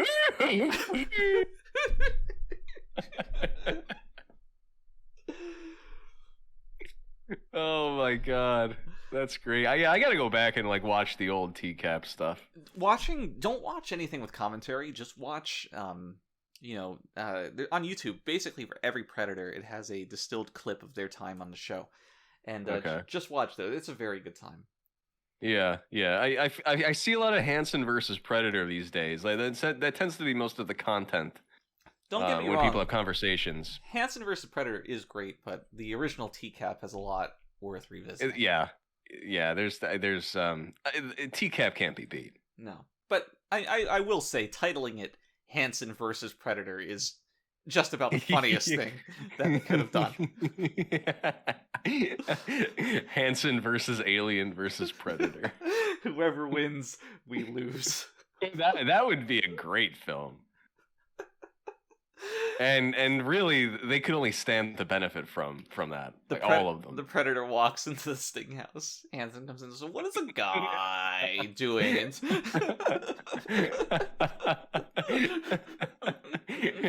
Oh no, it's not what you think. So that's a Robot Chicken sketch. The aliens is hanging on the ceiling. maybe the alien's the decoy. It walks out and it's like, oh, it's just me, my mommy, and my daddy. Me and my face hugger and my queen. Yeah, there you go. Oh yeah. Anyway, Star Trek. How does Sarek factor into this? That's the real question. We also have as a counterpart to the Saketh, we have what appears to be a human. He is a human. Keeman Drosen. Yeah. Played by William Dennis. And I don't even know why he's there.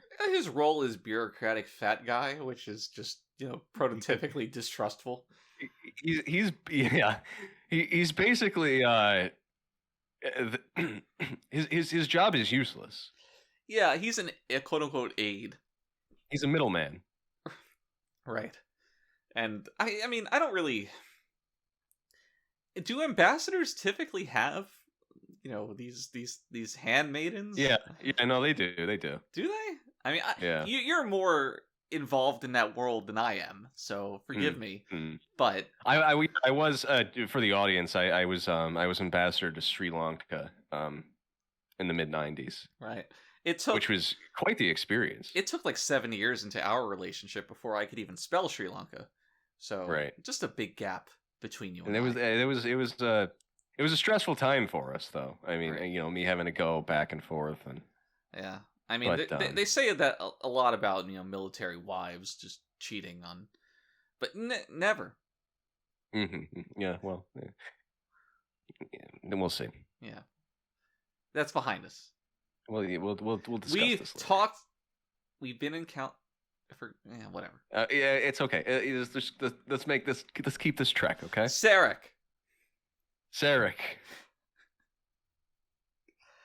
So, what'd you think about Sarek? The episode of the guy. The person or the ship? I guess. Well, let's talk about the episode first. Holy shit. Okay, I really need to collect myself here.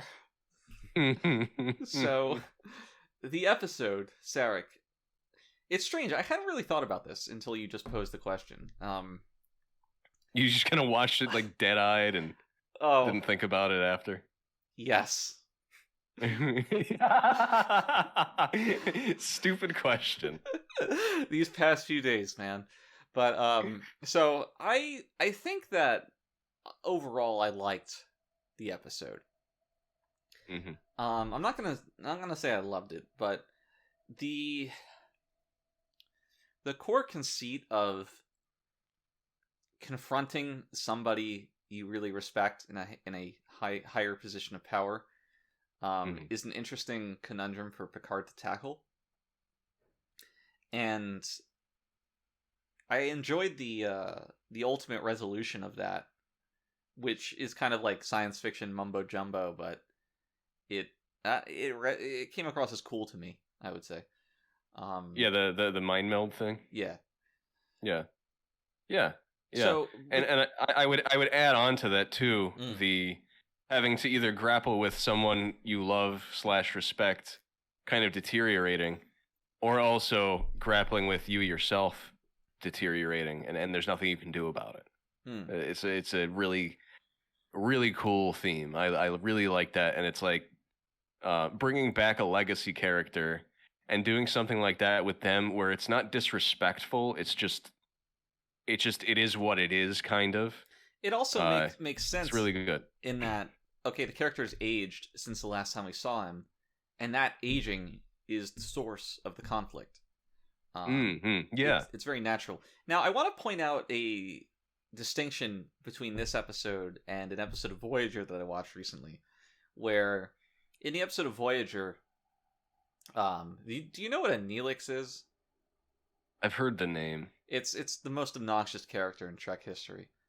Where Neelix's home planet before the show began had been conquered by another planet, and the way that that planet conquered them was through the use of what is essentially an atomic bomb.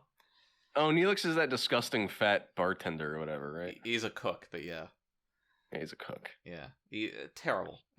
Big reason why Voyager does not work. But the point is that his planet was conquered by an atomic bomb, and in that episode, the guy who made the atomic bomb resurfaces, and there's this whole conflict of Neelix having to forgive him or not forgive him, and that guy's seeking absolution, and there's like a B-plot going on, but it's all just very flatly an atomic bomb, not even a metaphor. It's just an atomic bomb. The parallels are so easy to draw, whereas... And there's nothing science fiction really unique about it. Whereas with this, yeah, you can make like an Alzheimer's parallel or something, but the way that it's like, okay, this character is losing his mental firmness, but the way that it manifests is by an excess of emotion, and an excess of emotion that leaks onto other people.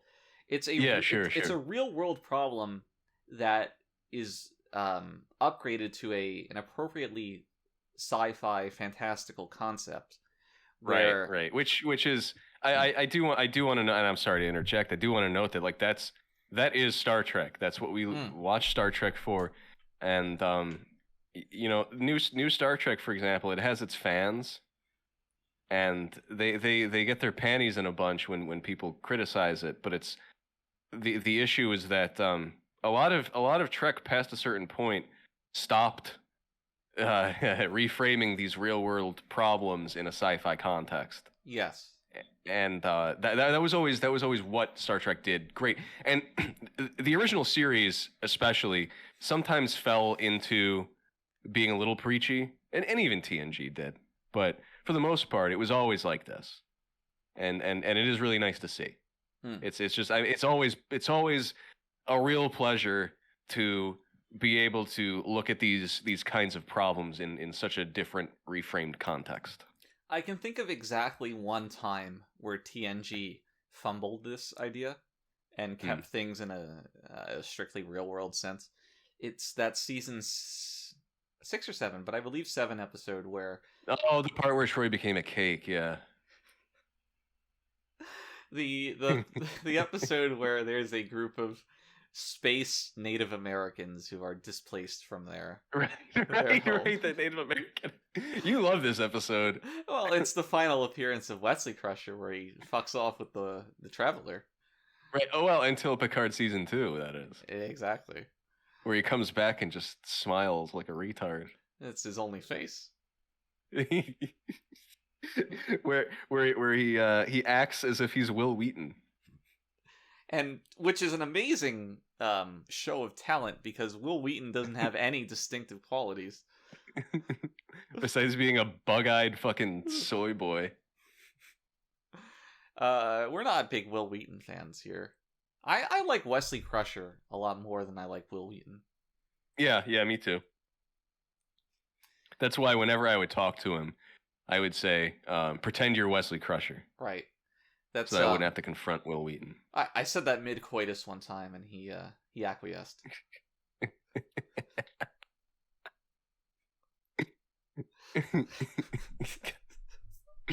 Okay.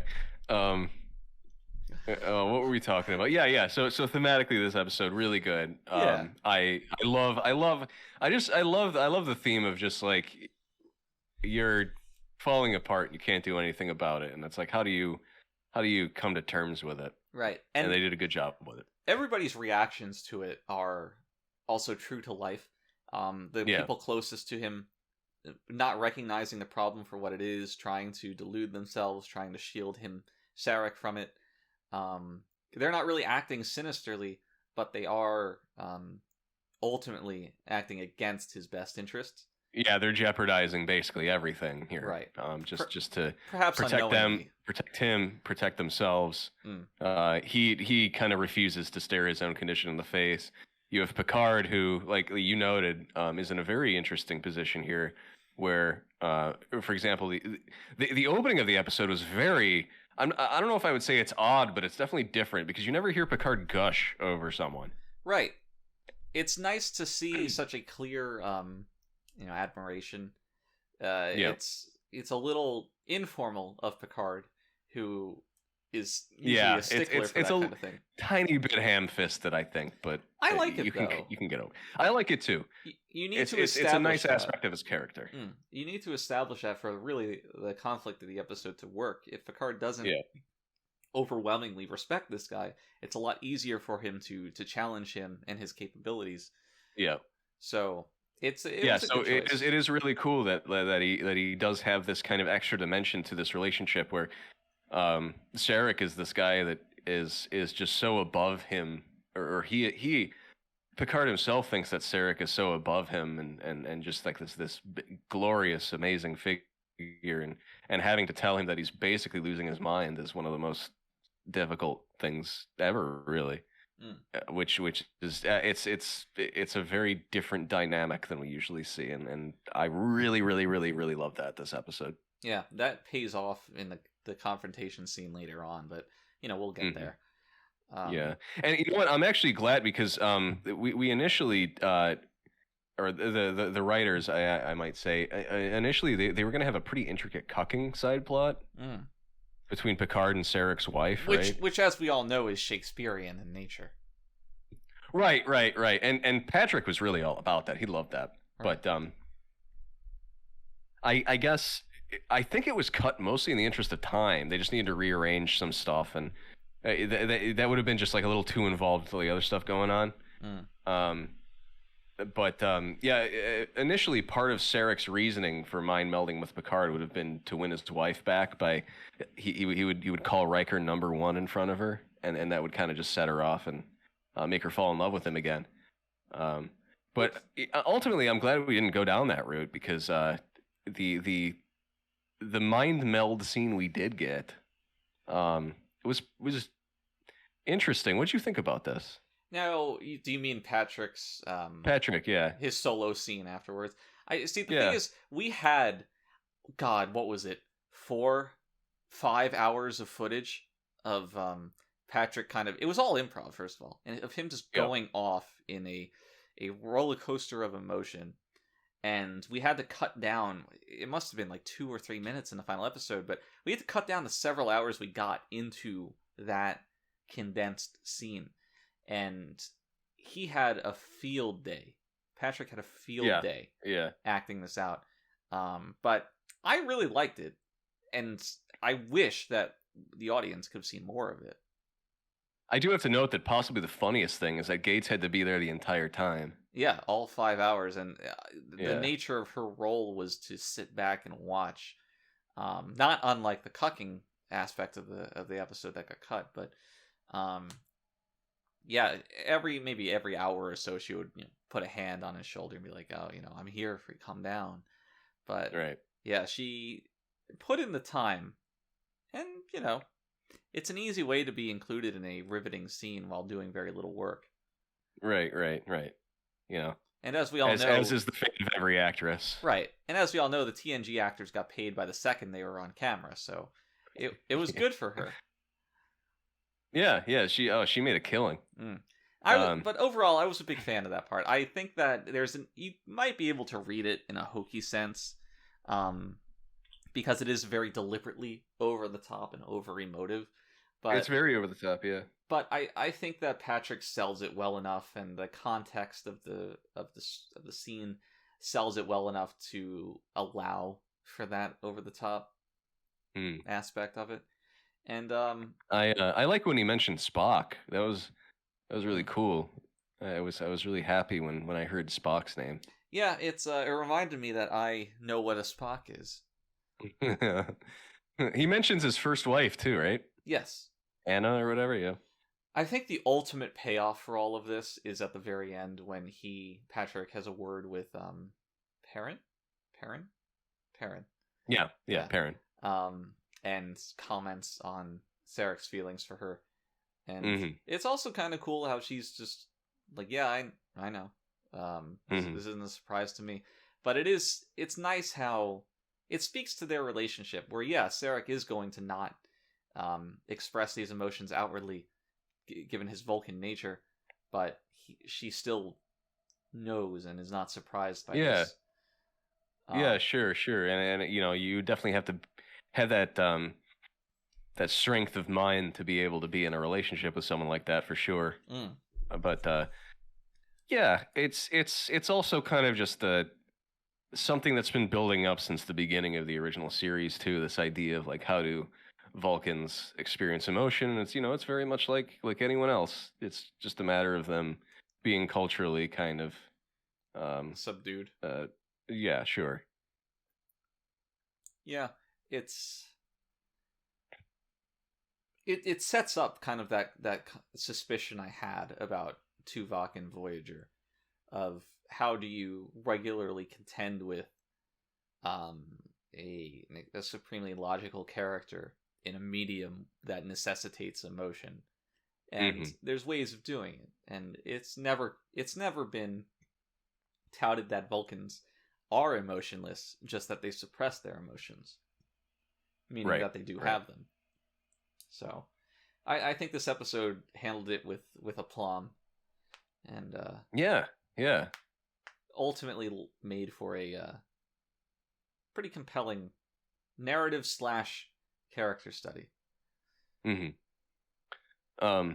So in terms of narrative, I guess the whole conflict basically centers around this what would you call it? It's a diplomatic peace talk.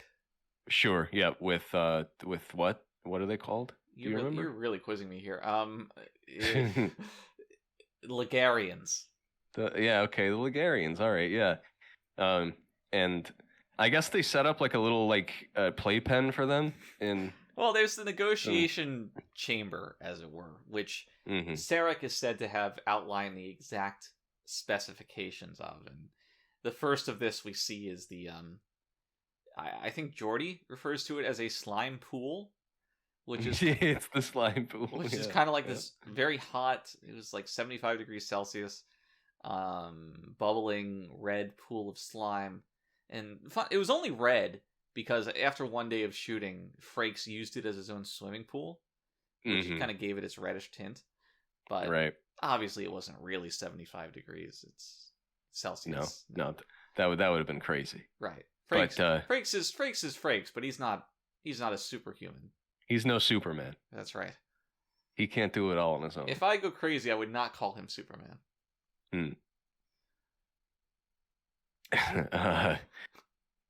Yeah, so we never see these guys, right? No, we don't need to, but we don't see them.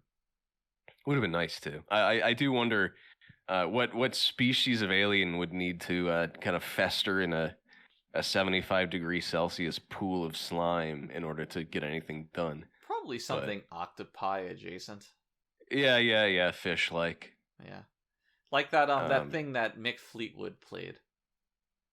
Yeah, exactly. That's exactly what I was thinking of. Yeah, and so in this very room, we get a scene where Wesley and Geordi start fighting with each other in what is probably the most honest back and forth the series has ever really had. Yes. To say that now, I am not the writer, but to say that this exchange was not at all inspired by on-set events is a little naive. I would say. Right. Yeah, definitely. It was almost cathartic. Yes. It was really good. And the I think the insults in particular were rather true to life. Of Yeah, oh, definitely. Geordi just needling Wesley on being on having no game. And then Wesley responds, well, at least I don't spend all day playing visual novels. Right. Which is kind of like the cripple fight of TNG conflicts. Yeah, it was really good. It was really good. And Riker comes in and he's like, "Is there a problem? Is there a problem here? Anything you want to say, Geordi?" I think both of them are like, "No, I was just leaving." Yeah, yeah. May I be excused, Commander?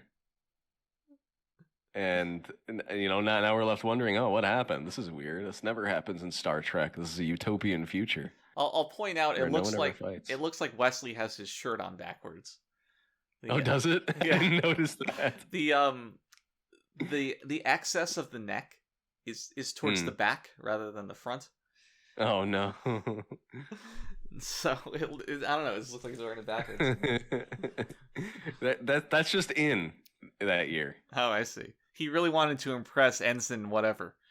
Yeah, the girl we also don't see, which I was disappointed. Right. We don't see Wesley's love interest until the seminal episode, The Game. Who I am pretty sure he also didn't hit.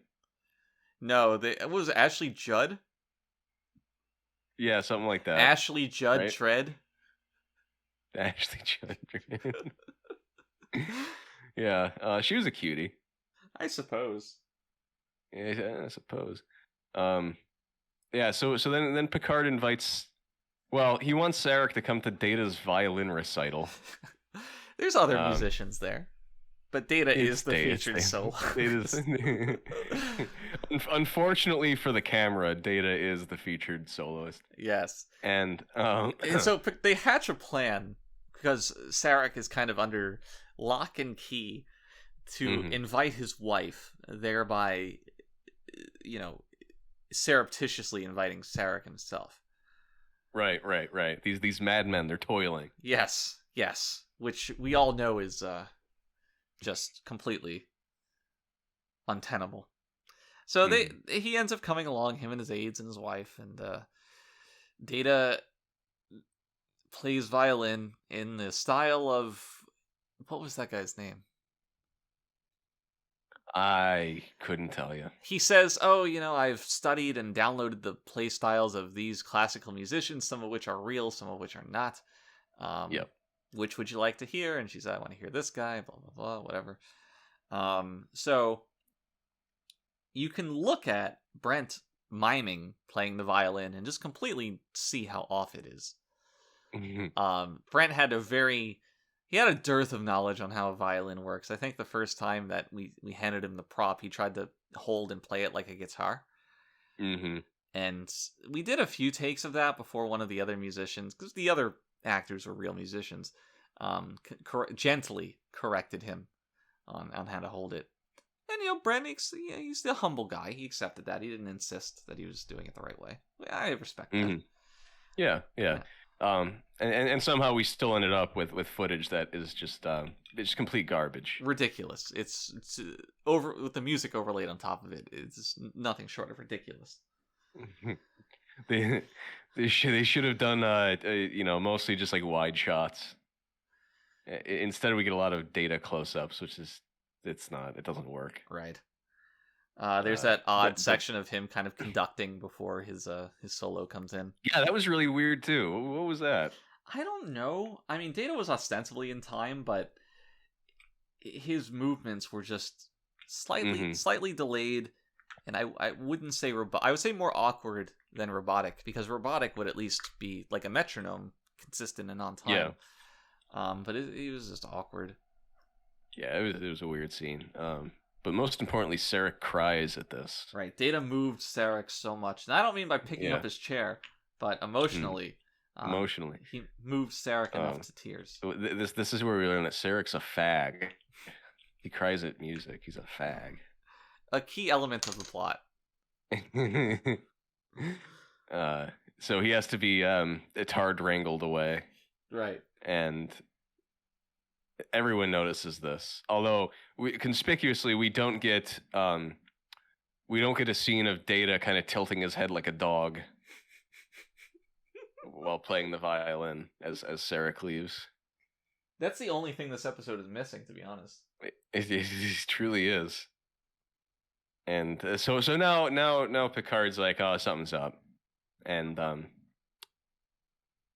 we cut to a scene of Dr. Crusher slapping Wesley in the face. I rewatched this scene like 5 times while watching this episode. Yeah. You can even look this up in the original script. There was this ends kind of prematurely because Wesley was going to run out of the room screaming, "How can she slap?" Right. And I don't know why we cut that, but we did. And I think it was just time constraints. Yeah, maybe. But it is a cathartic scene, much like the Wesley Geordi one. It's nice to watch these characters finally just let it out. It's it's a great show when you're like, you get the impression that any negative emotion is the result of an alien phenomenon. Yeah, and so this is around the time where they all come together and like, wait a minute, everyone's fighting on the ship. What's going on? Yeah, and we get a scene at 10 forward where everyone just starts beating the shit out of each other. I think the best scene in this episode occurs between the 2 10 forward scenes, where there's the onset of an altercation between O'Brien and some guy, where they have a dispute over who has ownership of a certain table, and it looks like Geordi ameliorates the situation, and then it cuts to Riker and Worf in the hall, and they're talking about some ensigns that have shown aggressive tendencies recently, and they don't really know what's going on. And oh god, I have it written down. What does Worf say? Maybe Riker says it. Yes.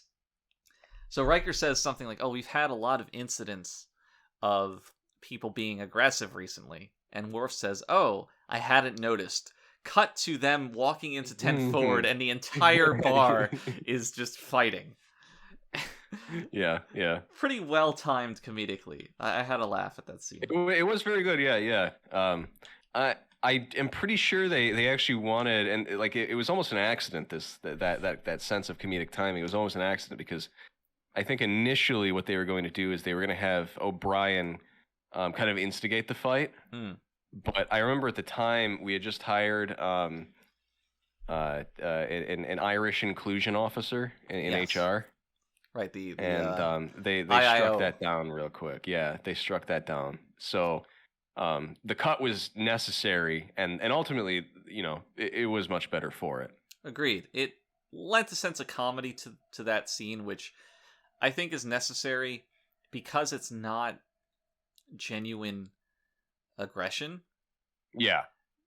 Had it been a character's true feelings, you want to pay it more respect and take it with more gravity, but because it's something that's not going to hold, it's something with little weight, it's okay to play it a little more comedically. Yeah. No, it was really funny. But this is the point where now the crew knows basically for sure that there's something wrong. Yes. There's some kind of foreign agent making them angry about things. Which is kind of something like a woman would say, really. That's right.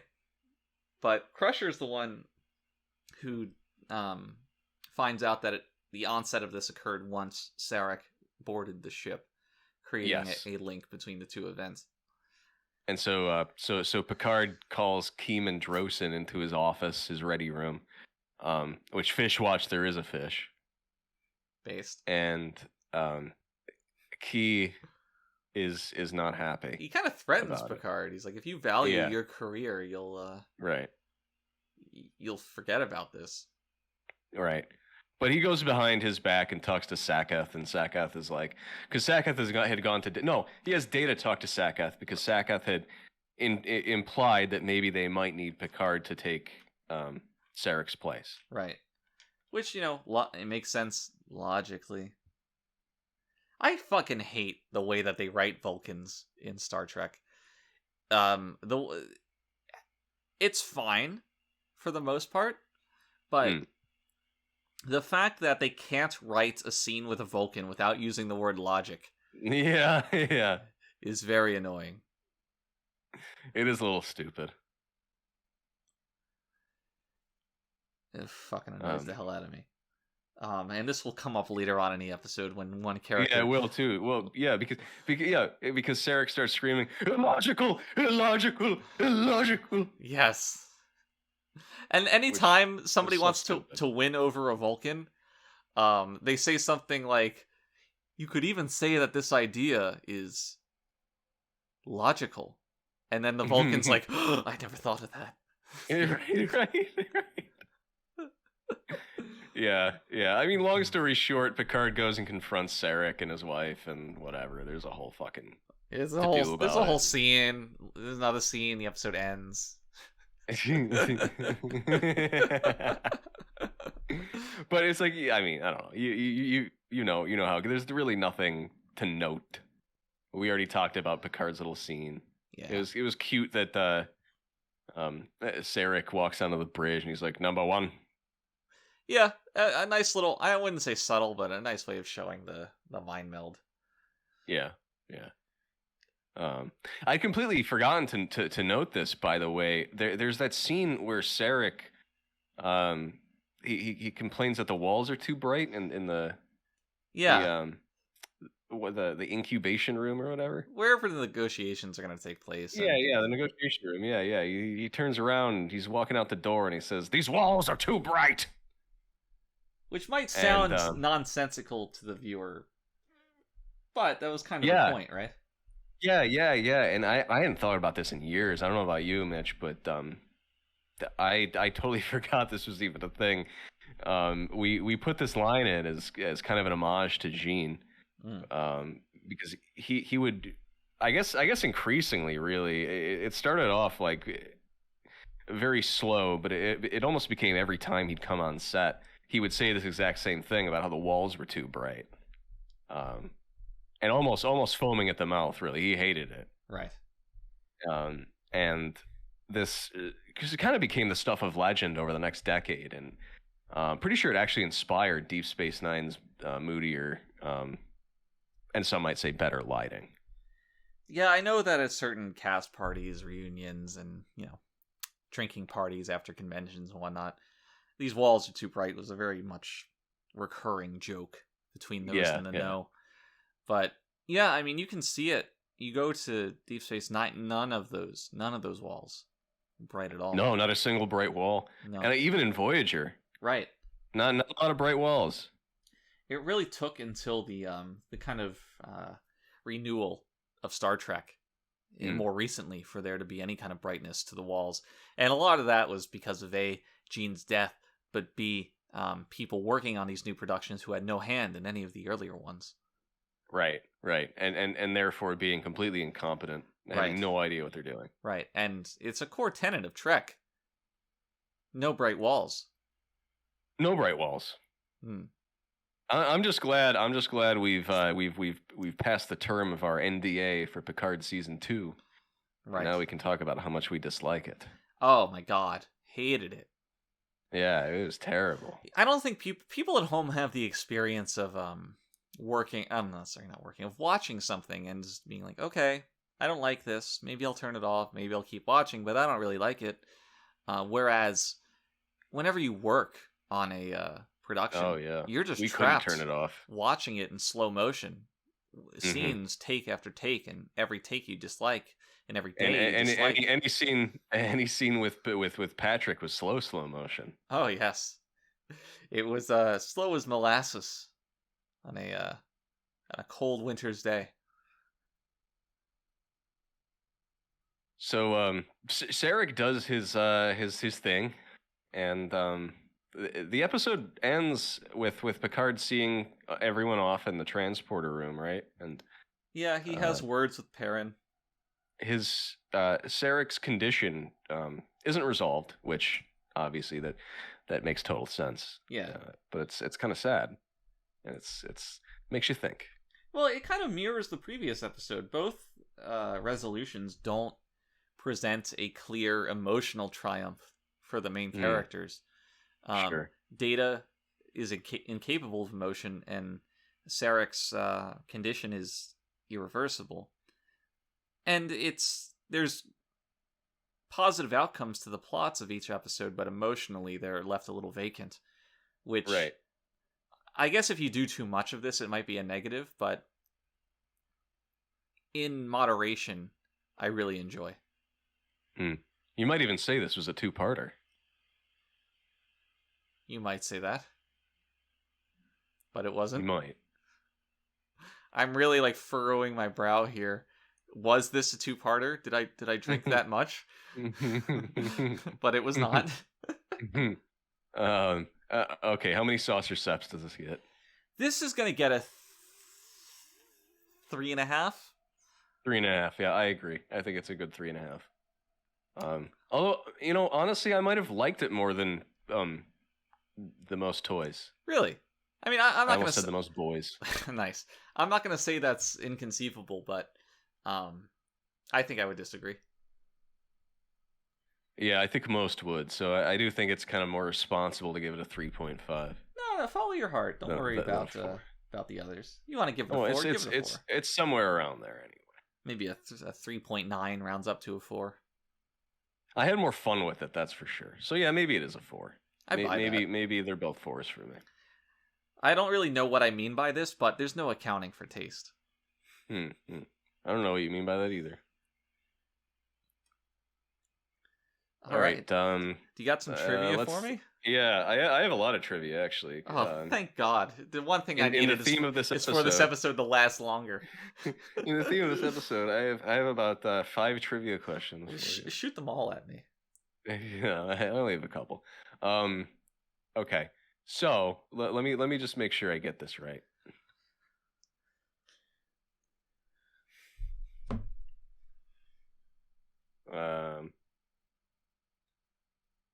Shoot. Hold on.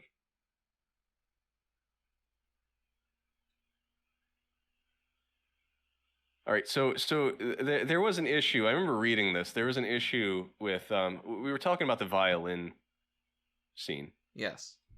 The performance, and there's a much more obvious issue with the scene than the playing that doesn't match up.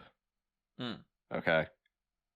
Because what they play at first is Mozart's string quartet number 19. Yeah, I remember we had a lot of problems clearing the rights for that, but we did. Yeah, we did. That wouldn't have been a problem nowadays, but no. Which is fine, but there's a particular problem with the scene that makes Sarek cry, Sextet number 1 in B flat major. Mm-hmm. There's an issue with the ensemble where it could not have been played by those people on the stage at that time. Mm-hmm. And I'm asking you what the issue was. Well, I'm going to assume that because you just called it a sextet and there's only 4 people playing, there you go. Good job. The fact that they're not having sex means that they couldn't have played it. There you go. That's great. Just making sure you're awake. Okay. What did Michael Piller start collecting following The Most Toys? Baseball cards. Yep. I'm on fucking fire. Holy shit. All right. Third and last one. There's a story that takes place right after the episode Sarek. Okay. And it's called The Picardian Knot. He doesn't have sex with a dog, does he? He does not have sex with a dog. It's a story in a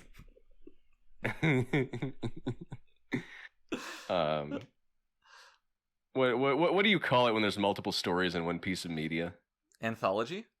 Yeah, it's an anthology. It's part of an anthology. Okay. And so my question for you is, what is the format of this anthology? What kind of media is it? God, I'm so tempted to say radio drama. Oh my god. It's between that and something like a CD-ROM disc. God. But I'll jeez. No, Trek is nerd shit. I'm gonna say a CD-ROM. CD-ROM. Yeah. No. It's part of the first volume of Star Trek: The Next Generation, the manga. Bokenshin. Jesus. Would not have gotten that. Amazing. Yeah, that's a thing that exists. So wait, you're saying that the TNG manga does not have Picard having sex with a dog? No, surprisingly. Jesus. That would be the one thing that would. Right. The Picardian knot. That's more like he becomes a dog and like fucks Troy. Either that or it's like a new measure of speed that Picard founded. Like the ship's traveling at 50 Picardian knots per second. Still trying to figure out who wrote this garbage. David Gerald. David Gerald wrote the manga, huh? Yeah. You know, classic Japanese name. Oh boy. Well, I'm really interested in what these what the pages look like of this. Probably black and white. Oh Lord. Did you find one? Yeah, look at this. Oh God, our audience will really enjoy this.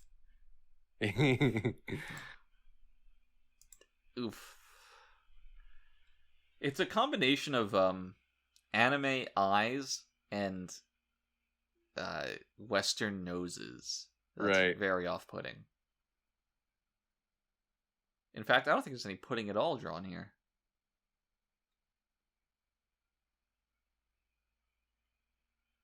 What the hell? No, I don't want to be changed. No. Well, it looks like that's the end of this episode. I suppose so. And what a great episode it was. A proper 4-hour episode. Our recording time is just over 3 hours. Probably 15, 17 minutes of that will be cut from our intermissions. Wow. But, Jesus Christ. There's no such thing as moderation nor self-restraint. Eventually, our podcast episodes will grow to eclipse the other part of our lives. I'm looking forward to taking shifts. One of us sleeps while the other commentates. The other podcasts. Yeah. Just to fit in. Yeah, by that point it'll be like Voyager. It's like, all right, our commentary. Wake up, honey. It's your turn to talk about Neelix. Good Lord. Well, I want to give a quick shout out to our sponsors who do not pay us by the second, unfortunately. That would be Denny's, home of the Moons Over My Hammies platter, plus the Tauntaun Men. Also Pep Boys, home of the 3-Minute Oil Change. You say Readier at either of these establishments while paying for your order, you'll get 15% off. And now this extends to the recently developed online Pep Boys store. So you can put in coupon code Readier1 and again get that 15% off at the checkout screen. Join us next week where we'll probably have only one episode of The Next Generation. And until then... Or maybe no episodes. Maybe no episodes, just a podcast of other things. Which was half of this episode. Well, 60, 70%, whatever. But until then, whatever format the next episode takes, I invite you and I invite yours to come together in this holiday season and please stay ready. The troublesome little man-child.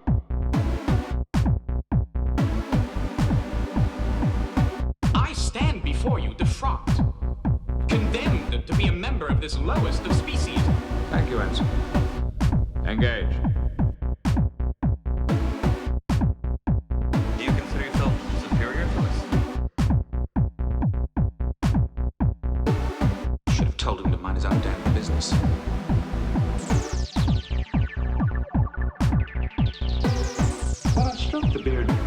falsely? Do I not appear more intellectual? Computer, freeze program. Have you never dreamed of climbing inside the bottle?